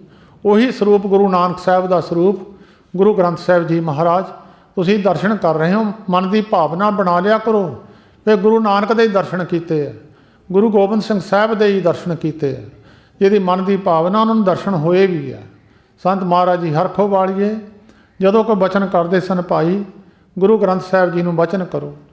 ਕਈ ਵਾਰੀ ਗੁਰੂ ਗ੍ਰੰਥ ਸਾਹਿਬ ਮੋਹਰੇ ਕੋਈ ਮਨੁੱਖ ਅਰਦਾਸ ਕਰਕੇ ਆਉਂਦਾ ਸੀ, ਆਉਂਦੇ ਨੂੰ ਦੱਸ ਦਿੰਦੇ ਸੀ ਉਹਦੀ ਅਰਦਾਸ ਕੀ ਕਰਕੇ ਆਇਆ ਤੂੰ। ਉਹਦੇ ਮਨ ਦੀ ਫੜ ਲੈਣੀ, ਗੱਲ ਫੜ ਲੈਣੀ, ਉਸੇ ਵੇਲੇ ਚਰਨਾਂ 'ਤੇ ਡਿੱਗ ਪੈਂਦਾ ਸੀ। ਕੀ ਅਰਦਾਸ ਕਰਕੇ ਆਇਆ? ਗੁਰੂ ਗ੍ਰੰਥ ਸਾਹਿਬ ਮੋਹਰੇ ਕੀਤੀ ਹੋਈ ਅਰਦਾਸ ਮਹਾਂਪੁਰਖ ਫੜ ਲਵੇ। ਇਹਨੂੰ ਅਭੇਦਤਾ ਦੀ ਨਿਸ਼ਾਨੀ ਦੱਸਦੇ ਆ, ਅਭੇਦ ਹੋਏ ਪੁਰਖਾਂ ਦੀ ਨਿਸ਼ਾਨੀ ਹੈ। ਸੋ ਜੋ ਹੁਕਮਨਾਮੇ ਗੁਰੂ ਗ੍ਰੰਥ ਸਾਹਿਬ ਜੀ ਮਹਾਰਾਜ ਦੀ ਪਵਿੱਤਰ ਰਸਨਾ ਤੋਂ ਆਪ ਜੀ ਨੇ ਸਰਵਣ ਕੀਤੇ ਹਨ, ਥੋੜ੍ਹੇ ਸਮੇਂ ਵਾਸਤੇ ਜਿੰਨੀ ਕੁ ਮਤਬੁੱਧੀ ਉਹਨਾਂ ਨੇ ਬਖਸ਼ੀ ਆ, ਜਿਨ੍ਹਾਂ ਨੇ ਮੈਨੂੰ ਸੇਵਾ ਬਖਸ਼ੀ ਆ, ਉਹਨਾਂ ਨੇ ਮਤਬੁੱਧੀ ਵੀ ਜਿੰਨੀ ਕੁ ਉਹਨਾਂ ਨੂੰ ਚੰਗੀ ਲੱਗੀ ਉਹਨਾਂ ਨੇ ਦੇ ਦਿੱਤੀ। ਸਾਧ ਸੰਗਤ ਕੋਈ ਗਿਆਨ ਦਾ ਭੰਡਾਰ ਹੈ, ਇਹਦਾ ਅਥਾਹ ਹੈ, ਇਹਦਾ ਅੰਤ ਕੋਈ ਨਹੀਂ ਹੈ। ਸਮੁੰਦਰ ਦਾ ਅੰਤ ਕੋਈ ਪਾ ਨਹੀਂ ਸਕਿਆ, ਅਤੇ ਗੁਰੂ ਗ੍ਰੰਥ ਸਾਹਿਬ ਜੀ ਦੀ ਪਵਿੱਤਰ ਬਾਣੀ ਦਾ ਵੀ ਅੰਤ ਕੋਈ ਪਾ ਨਹੀਂ ਸਕਿਆ। ਸਾਹਿਬ ਗੁਰੂ ਗੋਬਿੰਦ ਸਿੰਘ ਸਾਹਿਬ ਜੀ ਮਹਾਰਾਜ ਨੇ ਇੱਕੋ ਵਾਰੀ ਅਰਥ ਸੁਣਾਏ ਸਨ। ਗੁਰਸਿੱਖਾਂ ਨੇ ਸੁਣ ਲਏ ਸਨ। 48 ਸਿੱਖਾਂ ਨੇ ਸੁਣੇ, ਸਾਰੇ ਬਦੇ ਹੋ ਗਏ, ਸਰੀਰ ਤੋਂ ਉੱਪਰ ਉੱਠ ਗਏ, ਸਰੀਰ ਦੀ ਸੁੱਧ ਬੁੱਧ ਭੁੱਲ ਗਈ। 2 ਗੁਰਸਿੱਖ ਰਹੇ, ਬਾਬਾ ਦੀਪ ਸਿੰਘ ਤੇ ਭਾਈ ਮਨੀ ਸਿੰਘ। ਬਾਕੀ 46 ਸਿੰਘ ਜਿਹੜੇ ਸਨ ਉਸ ਅਵਸਥਾ ਨੂੰ ਪ੍ਰਾਪਤ ਹੋਏ, ਇੱਕੋ ਵਾਰੀ ਅਰਥ ਸੁਣੇ। ਦੇਖੋ ਕਿੱਡਾ ਮਹਾਤਮ ਹੈ। ਸੁਣਾਉਣੇ ਵਾਲੇ ਵਿੱਚ ਵੀ ਪਾਵਰ ਸੀ ਤੇ ਧਰਤੀ ਵੀ ਮੋਹਰੇ ਚੰਗੀ ਸੀ ਤੇ ਬੀਜ ਪਾਉਣ ਵਾਲਾ ਵੀ ਚੰਗਾ ਸੀ। ਇਹ ਹੈ, ਜੇ ਧਰਤੀ ਚੰਗੀ ਹੋਵੇ, ਬੀਜ ਪਾਉਣ ਵਾਲਾ ਮਾੜਾ ਹੋਵੇ ਤਾਂ ਵੀ ਗੱਲ ਨਹੀਂ ਬਣਦੀ। ਜੇ ਬੀਜ ਪਾਉਣ ਵਾਲਾ ਚੰਗਾ ਹੋਵੇ, ਧਰਤੀ ਮਾੜੀ ਕਲਰ ਹੋਵੇ ਤਾਂ ਵੀ ਗੱਲ ਨਹੀਂ ਬਣਦੀ। ਧਰਤੀ ਚੰਗੀ ਹੋਵੇ, ਬੀਜ ਪਾਉਣ ਵਾਲੇ ਵਿੱਚ ਵੀ ਪਾਵਰ ਹੋਵੇ। ਇੱਕ ਸੰਤ ਮਹਾਰਾਜ ਜੀ ਹਰਖੋ ਵਾਲੀਆਂ ਦੇ ਚਰਨਾਂ ਵਿੱਚੋਂ ਕਰਮ ਸਿੰਘ ਭੋਗਲ ਲੁਧਿਆਣੇ ਦੇ ਰਹਿਣ ਵਾਲੇ, ਉਹਨਾਂ ਨੂੰ ਇੱਕੋ ਵਾਰੀ ਸੱਦ ਕੇ ਇੱਕੋ ਦ੍ਰਿਸ਼ਟੀ ਦੇ ਨਾਲ ਉਹਨਾਂ ਦੀ ਸੁਰਤੀ ਜੋੜ ਦਿੱਤੀ। ਸੁਰਤੀ ਉਹਨਾਂ ਦੇ 2-2 ਮਹੀਨੇ ਸਮਾਧੀ ਲੱਗੀ ਰਹਿੰਦੀ ਸੀ, ਕਿਉਂਕਿ ਉਹਨਾਂ ਦੇ ਅੰਦਰ ਬਰਾਗ ਦੀ ਭਾਵਨਾ ਸੀ। ਬਾਜ ਮਾਰ ਕੇ ਉਹਨਾਂ 'ਤੇ ਕਿਰਪਾ ਕਰ ਦਿੱਤੀ। ਇਹੀ ਅਵਸਥਾ ਹੈ ਸਾਧ ਸੰਗਤ, ਜਿਨ੍ਹਾਂ 'ਤੇ ਕਿਰਪਾ ਹੁੰਦੀ ਹੈ, ਜਿਨ੍ਹਾਂ ਨੂੰ ਗੁਰੂ ਨਾਨਕ ਦਾ ਸਰੂਪ ਗੁਰੂ ਗ੍ਰੰਥ ਸਾਹਿਬ ਜੀ ਹੁਣ ਵੀ ਉਸੇ ਸਰੂਪ ਵਿੱਚ ਦਰਸ਼ਨ ਕਰਦੇ ਹਨ, ਉਹੀ ਲਾਭ ਪ੍ਰਾਪਤ ਹੋਵੇਗਾ। ਸੋ ਜਿੰਨੀ ਕੁ ਮਤ ਬੁੱਧੀ ਉਹਨਾਂ ਨੇ ਬਖਸ਼ੀ ਹੈ, ਉਹਦੇ ਅਨੁਸਾਰ ਭਾਈ ਸਾਧ ਸੰਗਤ ਗਿਆਨ ਵਿਦਵਾਨ ਹੋਣਾ ਹੋਰ ਗੱਲ ਹੈ, ਗੁਰੂ ਨਾਨਕ ਦੀ ਕਿਰਪਾ ਹੋਣੀ ਹੋਰ ਗੱਲ ਹੈ। ਵਿਦਵਤਾ ਹੋ ਜਾਣੀ ਜਾਂ ਸਾਧ ਸੰਗਤ ਗੁਰੂ ਗ੍ਰੰਥ ਸਾਹਿਬ ਜੀ ਦੀ ਬਾਣੀ ਕੰਠ ਕਰ ਲੈਣੀ ਹੋਰ ਗੱਲ ਹੈ। ਉਹਦੇ 'ਤੇ ਚੱਲਣਾ ਬੜੀ ਮੁਸ਼ਕਲ ਗੱਲ ਹੈ। ਗੁਰੂ ਗ੍ਰੰਥ ਸਾਹਿਬ ਜੀ ਬਾਣੀ 'ਤੇ ਤੁਰਨਾ ਬੜੀ ਮੁਸ਼ਕਲ ਗੱਲ ਹੈ। ਜਿਹੜੇ ਇਸ ਬਾਣੀ 'ਤੇ ਤੁਰੇ ਹੈ, ਜੋ ਬਾਣੀ ਨੇ ਲਿਖਿਆ ਉਹਦੇ 'ਤੇ ਚੱਲੇ ਹੈ, ਉਹਨਾਂ ਦੀ ਪੂਜਾ ਹੁੰਦੀ ਹੈ, ਉਹਨਾਂ ਦੇ ਦਿਨ ਮਨਾਏ ਜਾਂਦੇ ਹੈ, ਉਹਨਾਂ ਦੀ ਜੈ ਜੈਕਾਰ ਦੁਨੀਆ ਵਿੱਚ ਹੁੰਦੀ ਹੈ। ਸੋ ਜੈਤ ਸ਼੍ਰੀ ਰਾਗ ਦੇ ਅੰਦਰ ਗੁਰੂ ਰਾਮਦਾਸ ਮਹਾਰਾਜ ਦੀ ਪਵਿੱਤਰ ਰਸਨਾ ਦੁਆਰਾ ਉਚਾਰਿਆ ਹੋਇਆ ਹੁਕਮਨਾਮਾ ਜੋ ਸਤਿਗੁਰੂ ਜੀ ਨੇ ਬਖਸ਼ਿਸ਼ ਕੀਤਾ ਹੈ, ਥੋੜ੍ਹੇ ਸਮੇਂ ਵਾਸਤੇ ਵਿਚਾਰ ਸਰਵਣ ਕਰੋ ਜੀ। ਜੈਤ ਸ਼੍ਰੀ ਮਹੱਲਾ ਚੌਥਾ। ਜੈਤ ਸ਼੍ਰੀ ਰਾਗ ਦੇ ਅੰਦਰ ਸਤਿਗੁਰੂ ਜੀ ਗੁਰੂ ਰਾਮਦਾਸ ਮਹਾਰਾਜ ਪਵਿੱਤਰ ਬਚਨ ਆਪਣੀ ਰਸਨਾ ਦੁਆਰਾ ਉਚਾਰਦੇ ਹਨ। ਜਿਨ ਹਰ ਹਿਰਦੈ ਨਾਮ ਨਾ ਬਸਿਓ, ਤਿਨ ਮਾਤ ਕੀਜੇ ਹਰ ਬਾਂਝਾ। ਨਾਮ ਬਸ ਜਾਣਾ ਹੋਰ ਗੱਲ ਹੈ, ਜਪਣਾ ਹੋਰ ਗੱਲ ਹੈ। ਸਿਮਰ ਸਿਮਰ ਨਾਮ ਬਾਰੰਬਾਰ, ਨਾਨਕ ਜੀ ਕਾ ਇਹ ਹੈ ਆਧਾਰ। ਇੱਕ ਮਨੁੱਖ ਜਪਦਾ ਹੈ ਸਾਰੀ ਜ਼ਿੰਦਗੀ, ਤੁਰਿਆ ਰਹਿੰਦਾ, ਜੀਭ ਦੇ ਨਾਲ ਰਟਨ ਕਰਦਾ ਹੈ। 4 ਅਵਸਥਾ ਵਿੱਚ ਬਾਣੀ ਚੱਲਦੀ ਹੈ, ਪਰਾ ਮਧਮਾ ਬਸੰਤੀ। ਅਤੇ ਇਸੇ ਤਰ੍ਹਾਂ 4 ਅਵਸਥਾ ਵਿੱਚ ਜਦੋਂ ਅਵਸਥਾ ਬਣ ਜਾਂਦੀ ਹੈ, ਅੰਦਰ ਹਿਰਦੇ ਵਿੱਚ ਵਸ ਜਾਂਦੀ ਹੈ। ਹੌਲੀ ਹੌਲੀ ਜੀਭ ਤੋਂ ਸ਼ੁਰੂ ਹੁੰਦੀ ਹੈ, ਜੀਭ ਤੋਂ ਮਨੁੱਖ ਜਪਦਾ ਹੌਲੀ ਹੌਲੀ ਕੰਠ ਵਿੱਚ ਚਲੀ ਜਾਂਦੀ ਹੈ, ਕੰਠ ਵਿੱਚੋਂ ਹੌਲੀ ਹੌਲੀ ਅੰਦਰ ਚਲੇ ਜਾਂਦੀ ਹੈ। ਫਿਰ ਜੀਭ ਤਾਂ ਬੁੱਲ ਬੰਦ ਹੋ ਜਾਂਦੇ ਹੈ, ਫਿਰ ਅਵਸਥਾ ਬਣ ਜਾਂਦੀ ਹੈ। ਜਿਨ੍ਹਾਂ ਦੇ ਹਿਰਦੇ ਅੰਦਰ ਵਾਸਾ ਕਰ ਗਈ, ਉਹਨਾਂ ਨੂੰ ਫਿਰ ਚੇਤਾ ਨਹੀਂ ਭੁੱਲਦਾ, ਉਹ ਪਰਮੇਸ਼ਰ ਦੇ ਨਾਮ ਨੂੰ ਹੀ ਚੇਤੇ ਰੱਖਦੇ ਆ। ਜਿਨ੍ਹਾਂ ਨੂੰ ਇਹ ਅਵਸਥਾ ਨਹੀਂ ਮਿਲੀ, ਠੀਕ ਹੈ, ਜਿਹੜੇ ਤੁਰੇ ਹੋਏ ਉਹਨਾਂ ਦੇ ਤਾਂ ਫਿਰ ਵੀ ਬਲਿਹਾਰ ਹੈ। ਜਿਹੜਾ ਮਨੁੱਖ ਮਾੜਾ ਮੋਟਾ ਵੀ ਤੁਰਿਆ ਉਹਦੇ ਵੀ ਬਲਿਹਾਰ ਹੈ, ਉਹਦੇ ਵੀ ਕੁਰਬਾਨ ਜਾਂਦੀ ਹੈ ਗੁਰਬਾਣੀ। ਪਰ ਜਿਹਦੇ ਹਿਰਦੇ ਵਿੱਚ ਨਹੀਂ ਬਸੀ ਹੈ, ਜਿੰਨਾ ਚਿਰ ਇਹ ਅਵਸਥਾ ਨਹੀਂ ਮਿਲੀ ਹੈ, ਗੁਰੂ ਰਾਮਦਾਸ ਮਹਾਰਾਜ ਕਹਿੰਦੇ ਤਿਨ ਮਾਤ ਕੀਜੇ ਹਰ ਬਾਂਝਾ। ਬਾਂਝ ਹੁੰਦਾ ਮਾਤਾ ਜਿਸ ਨੂੰ ਕਦੀ ਪੁੱਤਰ ਨਾ ਪੈਦਾ ਹੋਇਆ ਹੋਵੇ, ਨਾ ਹੋਣ ਦੀ ਆਸ ਹੋਵੇ, ਉਹਨੂੰ ਕਹਿੰਦੇ ਬਾਂਝ ਹੈ। ਕਹਿੰਦੇ ਉਹ ਮਾਤਾ ਬਾਂਝ ਹੋ ਜਾਵੇ, ਐਸੇ ਹੋਰ ਕਿਸੇ ਪੁੱਤਰ ਨੂੰ ਜਨਮ ਨਾ ਦੇ ਦੇਵੇ ਜਿਨ੍ਹਾਂ ਦੇ ਅੰਦਰ ਹਿਰਦੇ ਵਿੱਚ ਪਰਮੇਸ਼ਰ ਦਾ ਨਾਮ ਨਹੀਂ ਬਸਿਆ। ਐ ਮਹਾਰਾਜ, ਜਿਨ੍ਹਾਂ ਦੇ ਹਿਰਦੇ ਵਿੱਚ ਨਾਮ ਨਹੀਂ ਬਸਿਆ, ਉਹਦੀ ਮਾਤਾ ਨੂੰ ਬਾਂਝ ਕਰ ਦਿੰਦੇ। ਜੇ ਕੁਲਪੂਤ ਨਾ ਗਿਆਨ ਵਿਚਾਰੀ, ਵਿਧਵਾ ਕਸ ਨਹੀਂ ਪਈ ਮਹਤਾਰੀ। ਸਤਿਗੁਰੂ ਜੀ ਕਹਿੰਦੇ ਜਿਹਦਾ ਮਾਤਾ ਦਾ ਪੁੱਤਰ ਗਿਆਨ ਵਿਚਾਰਾ ਵਾਲਾ ਨਹੀਂ, ਉਹ ਵਿਧਵਾ ਹੋ ਜਾਵੇ ਚੰਗੀ ਗੱਲ ਹੈ। ਐਸਾ ਹੋਰ ਪੁੱਤਰ ਪੈਦਾ ਹੋ ਗਿਆ ਕੀ ਫਾਇਦਾ? ਮੂਰਖ ਜੰਮ ਪਿਆ ਕੀ ਫਾਇਦਾ? ਮਨਮੁਖ ਜੰਮ ਪਿਆ ਕੀ ਫਾਇਦਾ? ਕਹਿੰਦੇ ਜੇ ਕੁਲਪੂਤ ਨਾ ਗਿਆਨ ਵਿਚਾਰੀ, ਵਿਧਵਾ ਕਸ ਨਹੀਂ ਪਈ ਮਹਤਾਰੀ। ਜੇ ਨਾ ਰਾਮ ਭਗਤ ਨੇ ਸਾਧੀ, ਜਨਮਤ ਕਸ ਨਾ ਮੂਹੋ ਅਪਰਾਧੀ। ਜਿਨ੍ਹਾਂ ਨੇ ਪਰਮੇਸ਼ਰ ਦੇ ਨਾਮ ਦੀ ਭਗਤੀ ਨਹੀਂ ਕੀਤੀ, ਉਹ ਜਨਮਦੇ ਕਹਿੰਦੇ ਮਰ ਜਾਂਦੇ, ਚੰਗੀ ਗੱਲ ਸੀ ਗੁਰਬਾਣੀ ਕਹਿੰਦੀ, ਉਹਨਾਂ ਦੇ ਜੀਣ ਦਾ ਵੀ ਕੀ ਫਾਇਦਾ ਹੈ। ਤਾਂ ਗੁਰੂ ਰਾਮਦਾਸ ਮਹਾਰਾਜ ਪਵਿੱਤਰ ਵਚਨ ਕਰਦੇ, ਜਿਨ ਹਰ ਹਿਰਦੈ ਨਾਮ ਨਾ ਬਸਿਓ, ਤਿਨ ਮਾਤ ਕੀਜੇ ਹਰ ਬਾਂਝਾ। ਤਿਨ ਸੁੰਨੀ ਦੇ ਫਿਰੇ ਬਿਨ ਨਾਵੈ, ਉਹ ਇੱਕ ਖਪਖਪ ਮੋਏ ਕਰਾਂਝਾ। ਜਿੱਦਾਂ ਆਤਮਾ ਤੋਂ ਬਿਨਾਂ ਕਿਸੇ ਵੀ ਸਾਹ ਸਤ ਨਾ ਹੋਣ, ਸਰੀਰ ਉੱਦਾਂ ਤੁਰਿਆ ਫਿਰਦਾ ਹੋਵੇ, ਨਾ ਬੋਲਦਾ ਹੋਵੇ, ਨਾ ਗੱਲਬਾਤ ਸੁਣਦਾ ਹੋਵੇ, ਨਾ ਕਿਸੇ ਕੋਈ ਕੰਮ ਕਰਦਾ ਹੋਵੇ, ਸੁੰਨੀ ਦੇਹ ਫਿਰੀ ਜਾਂਦੀ ਹੈ, ਘੁੰਮੀ ਜਾਂਦੀ ਹੈ ਬਿਨਾਂ ਨਾਮ ਤੋਂ। ਕਹਿੰਦੇ ਜਿੱਦਾਂ ਭਾਈ ਬਿਨਾਂ ਨਾਮ ਤੋਂ, ਜਿੱਦਾਂ ਇੱਕ ਸਰੀਰੇ ਤੁਰਿਆ ਫਿਰਦਾ, ਕੋਈ ਹਰਕਤ ਉਹਦੇ ਵਿੱਚ ਹੈ ਨਹੀਂ, ਕੋਈ ਕਰਮ ਉਹ ਚੰਗਾ ਕਰਦਾ ਨਹੀਂ। ਉਹ ਖੱਪ ਖੱਪ ਮੋਏ ਕਰਾਂਝਾ, ਉਹ ਸੰਸਾਰ ਵਿੱਚ ਐਸੇ ਹੀ ਖੱਪ ਖੱਪ ਕੇ ਸੰਸਾਰ ਵਿੱਚ ਇੱਦਾਂ ਹੀ ਆ ਗਿਆ ਚਲੇ ਗਿਆ, ਆ ਗਿਆ ਚਲੇ ਗਿਆ। ਮੇਰੇ ਮਨ ਜਪ ਰਾਮ ਨਾਰ ਹਰ ਮਾਝਾ। ਸਤਿਗੁਰੂ ਜੀ ਕਹਿੰਦੇ ਆ ਮਨ ਨੂੰ ਸੰਬੋਧਨ ਕਰਕੇ ਜਪ ਰਾਮ ਨਾਮ ਹਰ ਮਾਝਾ। ਮਾਝਾ ਤੁਸੀਂ ਤੁਹਾਡੇ ਵਿੱਚ ਜ਼ਿਮੀਂਦਾਰ ਬੈਠੇ ਹੋਣੇ, ਜਦੋਂ 4 ਬਲਦਾਂ ਵਾਲਾ ਸੁਹਾਗਾ ਜੋੜਦੇ ਸੀ ਉਹਦੇ ਵਿਚਾਲੇ ਇੱਕ ਰੱਸੀ ਪਾਉਂਦੇ ਸੀ। ਜੇ ਉਹ ਰੱਸੀ ਨਹੀਂ ਪਾਉਂਦੇ ਸੀ ਤਾਂ ਬੋਲ ਦੇ 2 ਪਾਸਿਆਂ ਨੂੰ ਚਲੇ ਜਾਂਦੇ ਸੀ, ਇੱਕ ਉੱਧਰ ਨੂੰ ਚਲੇ ਜਾਂਦਾ ਸੀ, ਉੱਧਰ ਨੂੰ। ਉਹਨਾਂ ਨੂੰ ਇਕੱਠੇ ਰੱਖਣ ਵਾਸਤੇ ਵਿੱਚ ਇੱਕ ਰੱਸੀ ਪਾਈ ਜਾਂਦੀ ਸੀ, ਉਹਨੂੰ ਕਹਿੰਦੇ ਸੀ ਮਾਝਾ। ਪਰਮੇਸ਼ਰ ਦੇ ਨਾਮ ਨੂੰ ਕਹਿੰਦੇ ਇਸ ਤਰ੍ਹਾਂ ਜਪਣਾ ਭਾਈ, ਗੁਰੂ ਦੇ ਨਾਲ ਤੇਰੇ ਇੱਦਾਂ ਮਾਝਾ ਪਿਆ ਹੋਵੇ, ਜਪ ਰਾਮ ਨਾਮ ਹਰ ਮਾਝਾ। ਹਰੀ ਪਰਮੇਸ਼ਰ ਦੇ ਨਾਮ ਦਾ ਜਿੱਦਾਂ ਮਹਾਂਪੁਰਖਾਂ ਦੇ ਨਾਲ ਤੇਰਾ ਮੇਲ ਹੈ, ਇਸ ਤਰ੍ਹਾਂ ਪਰਮੇਸ਼ਰ ਦੇ ਨਾਮ ਨੂੰ ਜਪਣਾ ਕਰ। ਹਰ ਹਰ ਕਿਰਪਾਲ ਕਿਰਪਾ ਪਰ ਪਤਾਰੀ, ਗੁਰ ਗਿਆਨ ਦਿਓ ਮਨ ਸਮਝਾ। ਹਰੀ ਪਰਮੇਸ਼ਰ ਨਿਰੰਕਾਰ ਜੀ ਨੇ ਕਿਰਪਾ ਕੀਤੀ ਹੈ। ਜੇ ਪਰਮੇਸ਼ਰ ਦੀ ਕਿਰਪਾ ਨਾ ਹੋਵੇ ਗਿਆਨ ਦੀ ਸਮਝ ਨਹੀਂ ਲੱਗਦੀ। ਇੱਕ ਗੱਲ ਗੁਰੂ ਅਰਜਨ ਦੇਵ ਮਹਾਰਾਜ ਨੇ ਸਾਰੇ ਗੁਰੂ ਗ੍ਰੰਥ ਸਾਹਿਬ ਜੀ ਤੋਂ ਬਾਅਦ ਸੰਪੂਰਨਤਾਈ 'ਤੇ ਲਿਖੀ ਹੈ, ਥਾਲ ਵੇ ਤਿੰਨ ਵਸਤੂ ਪਈਓ ਸਤ ਸੰਤੋਖ ਵਿਚਾਰੋ। 3 ਗੱਲਾਂ ਲਿਖੀਆਂ ਨੇ ਸਤ ਸੰਤੋਖ ਤੇ ਵਿਚਾਰ। ਪਹਿਲਾਂ ਮਨੁੱਖ ਨੇ ਜਿਸ ਦੇ ਅੰਦਰ ਵਿਚਾਰ ਜਿਹੜਾ ਚਾਹੁੰਦਾ ਮੇਰੇ ਅੰਦਰ ਵਿਚਾਰ ਬੈਠ ਜਾਵੇ, ਚੰਗੇ ਵਿਚਾਰ ਮੇਰੇ ਅੰਦਰ ਪੈਦਾ ਹੋ ਜਾਣ, ਉਹ ਮਨੁੱਖ ਝੂਠ ਬੋਲਣਾ ਬੰਦ ਕਰ ਦੇਵੇ। ਜਿਹਦੇ ਅੰਦਰ ਸੱਚ ਆ ਕੇ ਖੜਾ ਹੋ ਗਿਆ, ਜਿਹਦੇ ਅੰਦਰ ਸੰਤੋਖ, ਕਿਸੇ ਦੀ ਵਸਤੂ ਨਾ ਚੋਰੀ ਕਰੇ, ਕਿਸੇ ਦੀ ਵਸਤੂ ਜ਼ੋਰ ਨਾਲ ਚੱਕੇ ਨਾ, ਜ਼ੋਰ ਨਾਲ ਦੱਬੇ ਨਾ, ਕਿਸੇ ਦੇ ਹੱਕ ਨੂੰ ਦੱਬੇ ਨਾ, ਕਿਸੇ ਦੇ ਹੱਕ ਨੂੰ ਖਾਵੇ ਨਾ। ਸਤ ਸੰਤੋਖ 2 ਗੱਲਾਂ ਜਿਸ ਮਨੁੱਖ ਦੇ ਅੰਦਰ ਹੋਣ, ਉਹਦੇ ਅੰਦਰ ਵਿਚਾਰ ਬਹਿੰਦੀ ਹੈ। ਉਹ ਫਿਰ ਗਿਆਨ ਦੀ ਗੱਲ ਸੁਣਦਾ ਹੈ, ਉਹ ਗਿਆਨ ਦੀ ਗੱਲ ਸੁਣ ਕੇ ਉਹਨੂੰ ਉਹਦੇ 'ਤੇ ਤੁਰਨ ਦੀ ਕੋਸ਼ਿਸ਼ ਕਰਦਾ ਹੈ। ਇਹ 2 ਵੱਡੇ ਗੁਣਾਂ ਤੋਂ ਬਿਨਾਂ, ਜੇ 2 ਵੱਡੇ ਗੁਣ ਨਾ ਹੋਣ ਤਾਂ ਮਨੁੱਖ ਨੂੰ ਗਿਆਨ ਦੀ ਸਮਝ ਨਹੀਂ ਲੱਗਦੀ। ਹਰ ਹਰ ਕਿਰਪਾਲ ਕਿਰਪਾ ਪ੍ਰਭਧਾਰੀ, ਗੁਰ ਗਿਆਨ ਦਿਓ ਮਨ ਸਮਝਾ। ਜਦੋਂ ਮਹਾਂਪੁਰਸ਼ਾਂ ਨੇ ਕਿਰਪਾ ਕੀਤੀ ਹੈ, ਗੁਰੂ ਨੇ ਕਿਰਪਾ ਕੀਤੀ ਹੈ, ਕਿਰਪਾਲ ਕਿਰਪਾ ਕਰਕੇ ਗੁਰ ਗਿਆਨ ਦਿਓ ਮਨ ਸਮਝਾ। ਗੁਰੂ ਨੇ ਗਿਆਨ ਦਿੱਤੀ, ਮਨ ਨੇ ਗੱਲ ਸਮਝ ਲਈ। ਮਨ ਨੇ ਜਦ ਸਮਝ ਲੱਗ ਗਈ, ਮਨ ਉਹਦੇ ਤੁਰ ਪਿਆ। ਹਰ ਕੀਰਤ ਕਲਯੁਗ ਪਦ ਉੱਤਮ, ਹਰ ਪਾਈਏ ਸਤਿਗੁਰ ਮਾਝਾ। ਹਰੀ ਪਰਮੇਸ਼ਰ ਦੀ ਸਿਫਤ ਸਲਾਹ ਇਹ ਸਭ ਤੋਂ ਉੱਚੀ ਸੁੱਚੀ ਹੈ। ਹਰ ਕੀਰਤ ਕਲਯੁਗ ਪਦ ਉੱਤਮ, ਕਲਯੁਗ ਦੇ ਵਿੱਚ ਸਭ ਤੋਂ ਉੱਚੀ ਪਰਮੇਸ਼ਰ ਦੀ ਸਿਫਤ। ਕਲ ਮੈਂ ਇਹੋ ਪੁੰਨ ਗੁਣ ਗੋਬਿੰਦ ਗਾਹੇ। ਕਲਯੁਗ ਦੇ ਵਿੱਚ ਸਭ ਤੋਂ ਵੱਡਾ ਪੁੰਨ ਹੈ ਪਰਮੇਸ਼ਰ ਦੇ ਗੁਣਾਂ ਨੂੰ ਗਾਉਣਾ। ਕਲ ਮੈਂ ਇਹੋ ਪੁੰਨ ਗੁਣ ਗੋਬਿੰਦ ਗਾਹੇ। ਵੇਦ ਕਤੇਬ ਸਿਮਰਤ ਅਰਸਾਸਤ, ਇਨ ਪੜ੍ਹਿਆ ਮੁਕਤ ਨਾ ਹੋਈ। ਏਕ ਅੱਖਰ ਜੋ ਗੁਰਮੁਖ ਜਾਪੇ, ਤਿਨ ਕੀ ਨਿਰਮਲ ਸੋਈ। ਭਾਈ ਪਰਮੇਸ਼ਰ ਦੀ ਨਾਮ ਨੂੰ ਜਪਣਾ, ਉਹਦੀ ਸਿਫਤ ਸਲਾਹ ਕਰਨੀ। ਤੂੰ ਸੱਚਾ ਸਾਹਿਬ ਸਿਫਤ ਸਹਾਲਿਓ, ਜਿਨ ਕੀਤੀ ਸੋ ਪਾਰ ਪਿਆ।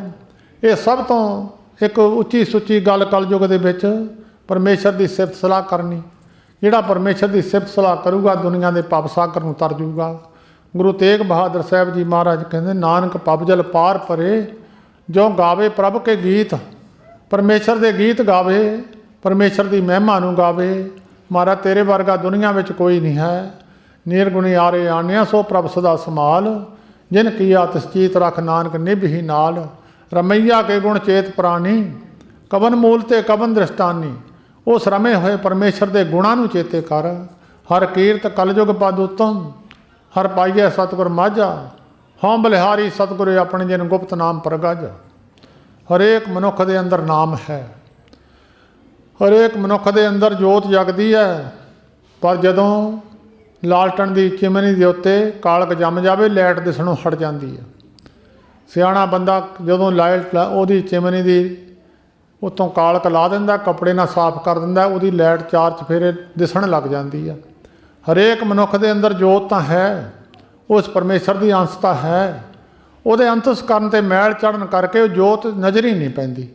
ਜਿਨ੍ਹਾਂ ਦੀ ਜੋਤ ਪ੍ਰਗਟ ਹੋ ਜਾਂਦੀ ਹੈ, ਉਹਨਾਂ ਦੇ ਕੋਲ ਜਾ ਕੇ ਸਾਨੂੰ ਆਪਣੇ ਔਗਣਾਂ 'ਤੇ ਨਜ਼ਰ ਨਹੀਂ ਪੈ ਜਾਂਦੀ, ਕਿਉਂਕਿ ਜੋਤ ਪ੍ਰਗਟ ਹੈ, ਪ੍ਰਕਾਸ਼ਵਾਨ ਹੈ। ਜਦੋਂ ਤੁਸੀਂ ਅਵਤਾਰਾਂ ਦੀਆਂ, ਮਹਾਤਮਾ ਦੀਆਂ ਫੋਟੋਆਂ ਦੇਖਦੇ ਆ, ਉਹਨਾਂ ਦੇ ਸਿਰ ਦੇ ਪਿੱਛੇ ਇੱਕ ਚੱਕਰ ਜਿਹਾ ਬਣਿਆ ਹੁੰਦਾ। ਉਹ ਚੱਕਰ ਦਾ ਮਤਲਬ ਪ੍ਰਕਾਸ਼ ਬਣਿਆ ਹੋਇਆ, ਉਹਦਾ ਮਤਲਬ ਇਹਨਾਂ ਦੀ ਜੋਤ ਪ੍ਰਕਾਸ਼ ਹੋ ਚੁੱਕੀ ਹੈ। ਇਹ ਪ੍ਰਕਾਸ਼ਵਾਨ ਪੁਰਖ ਨੇ, ਇਹਨਾਂ ਦੀ ਜੋਤ ਪ੍ਰਕਾਸ਼ ਹੈ। ਇਹ ਕਹਿੰਦੇ ਇਹਨਾਂ ਦੀ ਚਰਨਾਂ ਵਿੱਚ ਜਾ ਕੇ ਮਨੁੱਖ ਨੂੰ ਗਿਆਨ ਦਾ ਪਤਾ ਲੱਗੂਗਾ। ਮੈਂ ਆਪਣੀ ਜੋਤ ਨੂੰ ਪ੍ਰਕਾਸ਼ ਕਿੱਦਾਂ ਕਰਨਾ, ਮੈਂ ਅੰਤਸਕਰਨ ਨੂੰ ਸੁੱਧ ਕਿੱਦਾਂ ਕਰਨਾ। हर कीर्त कलयुग पद उत्तम हर पाइए सतगुर माझा। होम बलिहारी सतगुरु अपने जिन गुप्त नाम प्रगाजा। जिन गुप्त नाम जिदा पानी धरती विच है हरेक बंदा नहीं कढ़ सकता। कुछ बंदे खास होंगे जिहड़े बोर करके थल्ले पानी नूं प्रगट कर दिंदे आ, पर फिर भी पानी थल्ले दा प्रगट तां हुंदा जदों बोर करन वाले बाहरों दूजे बोर दा पानी लिया के पाउंदे आ। जे बाहर पानी ना होवे थल्ले दा प्रगट नहीं हुंदा। थल्ले दा पानी प्रगट करन वास्ते बाहरों पानी पाउणा पैंदा। जद हुण भी बोर करन वाले बोर करदे आ, बाहरों पानी लिआउंदे आ, फिर बोर ਉਹਦੇ 'ਚ पानी पाउंदे, फिर थल्ले दा प्रगट हुंदा।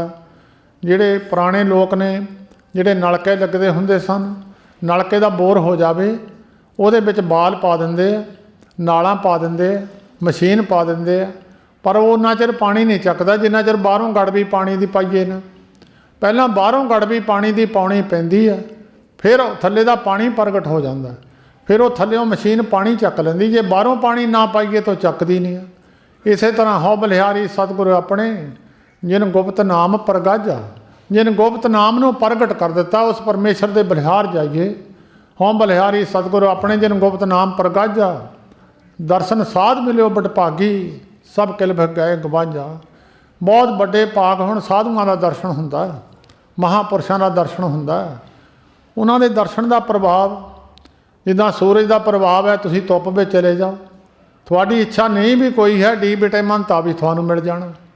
महात्मा लोकां दे कोल जाण दा प्रभाव है, उन्हां दे दर्शन करन नाल देखो साध कोट अपराध साध संग मिटे। करोड़ां अपराध साधु की संगत में जाके खत्म हो जाते हैं। महापुरुषों के दर्शनों नाले कई पाप खत्म हो जाते हैं। संत का संग बटभागी पाई है, संत की सेवा नाम ते आई है। साध के संग कलूख थारे, साध की संगत करोगे कलयुग दूर रहूगा। साध के संग नरक पर हरे, साध के संग इहाँ उहाँ सुहेला। साध संग बिछरत हर मेला। उस बिछड़े हुए परमेश्वर ਨੂੰ ਮਿਲਾਪ साधु करा ਦਿੰਦਾ ਤਾਂ दर्शन साध मिलियो बटभागी सब किल गए गवाजा। हों बलिहारी सतगुरु अपने जन गुप्त नाम प्रगाजा। धर्म राय दर कागद फारे ਜਾਂ नानक लेखा समझा। ਕਹਿੰਦੇ उस परमेश्वर निरंकार ਦੇ प्यारे ਜਦੋਂ ਉਹਨਾਂ ਦੀ ਸੰਗਤ ਹੋ ਜਾਂਦੀ ਹੈ फिर धर्म राजा उन्होंने कुछ कहता नहीं है। साध संग धर्म राय करे सेवा, साध के संग शोभा सुरदेवा। धर्म राजा भी उन्होंने सेवा करता है, क्योंकि जेड़े परमेश्वर स्वरूप हो जाते हैं। गुरु गोबिंद सिंह साहब जी महाराज ने बचन आप लिखिया है, इन बिद करत तपस्या पयो दवै ते एक रूप होए गयो। जेड़े परमेश्वर स्वरूप हो जाते हैं ਉਹਦਾ ही रूप हो जाते हैं, फिर धर्म राजा उन्होंने अगे हो जाता, उन्होंने हुक्म विच हो जाता। ਤਾਂ सतगुरु जी ने बाणी में लिखिया, धर्म राय ਨੂੰ ਆਖਿਓ ਨੂੰ सबना दी कर बंद खलासी। भाई गुरदास जी ने अपनी बाणी में लिखिया, बेनती करे धर्म राय हों सेवक ठाकर अविनासी। मैं उस निरंकार का सेवक हाँ। तो इस करके भाई धर्मराज के कागज़ जदों भाई किसी पूर्ण महात्मा की संगत हो जाए, धर्म राजा उन्होंने कुछ कह नहीं सकता। संत महाराज जी हरखो वालीए कई बार बचन करदे एक बार किसी ने बचन किया, कहन लगा महाराज धर्म राजा किसी ना हेरा फेरी कर सकता। महापुरख कहन लगे धर्म राजा बदल देवांगे जे हेरा फेरी करूगा। एक बारी चिंग नंगल है मजीठे के कोल, उत्थे किसी प्रेमी ने सवाल किया सी। कहन लगा महाराज 10वें पातशाह जी महाराज ने 5 प्यारिਆਂ ਦੇ सिर ਵੱਢੇ, फिर जोड़े किस तरह। कहन लगे लिया तेरा वढ़ दिन्ने हुणे जोड़ दिन्ने। वो फिर चुप कर गया। जोड़ने वाले तैयार बैठे सी पर बढ़ाने वाले की हिम्मत नहीं सी। जोड़ने वाले तो कहते तेरे हुणे जोड़ देना, दा तेरा तेरे सामने वढ़ दिन्ने। जिहड़े समर्था रखते सन जीवन दान दे देना, मरे हुए मनुख नूं जिउंदा कर देना, ये उन्हां में समर्था सी। किसी नूं जीवन दान दे देना। तां सतगुरु जी ने बाणी में लिखिया, जन्म मरण दोहों में नाही, जन पर उपकारी आए, जी दान दे भगती लायन हर स्यों नैन मिलाए। उन्हां विच गुण सन जिहड़े गुण गुरु तेग बहादुर साहब जी ने लिखे आ, जो प्राणी ममता तजै लोभ मोह हंकार, कौ नानक आपन तरह औरन लेत उदार। इस पवित्र स्थान पर जदों बैठे सन, तकरीबन 1936 तो बाद की गल है, जदों 1936 में इस स्थान को प्रगट किया, उहदे तो बाद एक गुरमुख प्यारे हुण शरीर छड्ड गए। वो कहंदे मैं उदों 14 सालों का सी, इस पवित्र स्थान पर ਜਿੱਥੇ ਮਹਾਂਪੁਰਸ਼ ਬੈਠੇ ਸਨ ਪੈਸਿਆਂ ਢੇਰੀਆਂ ਲੱਗ ਜਾਂਦੀਆਂ ਸਨ।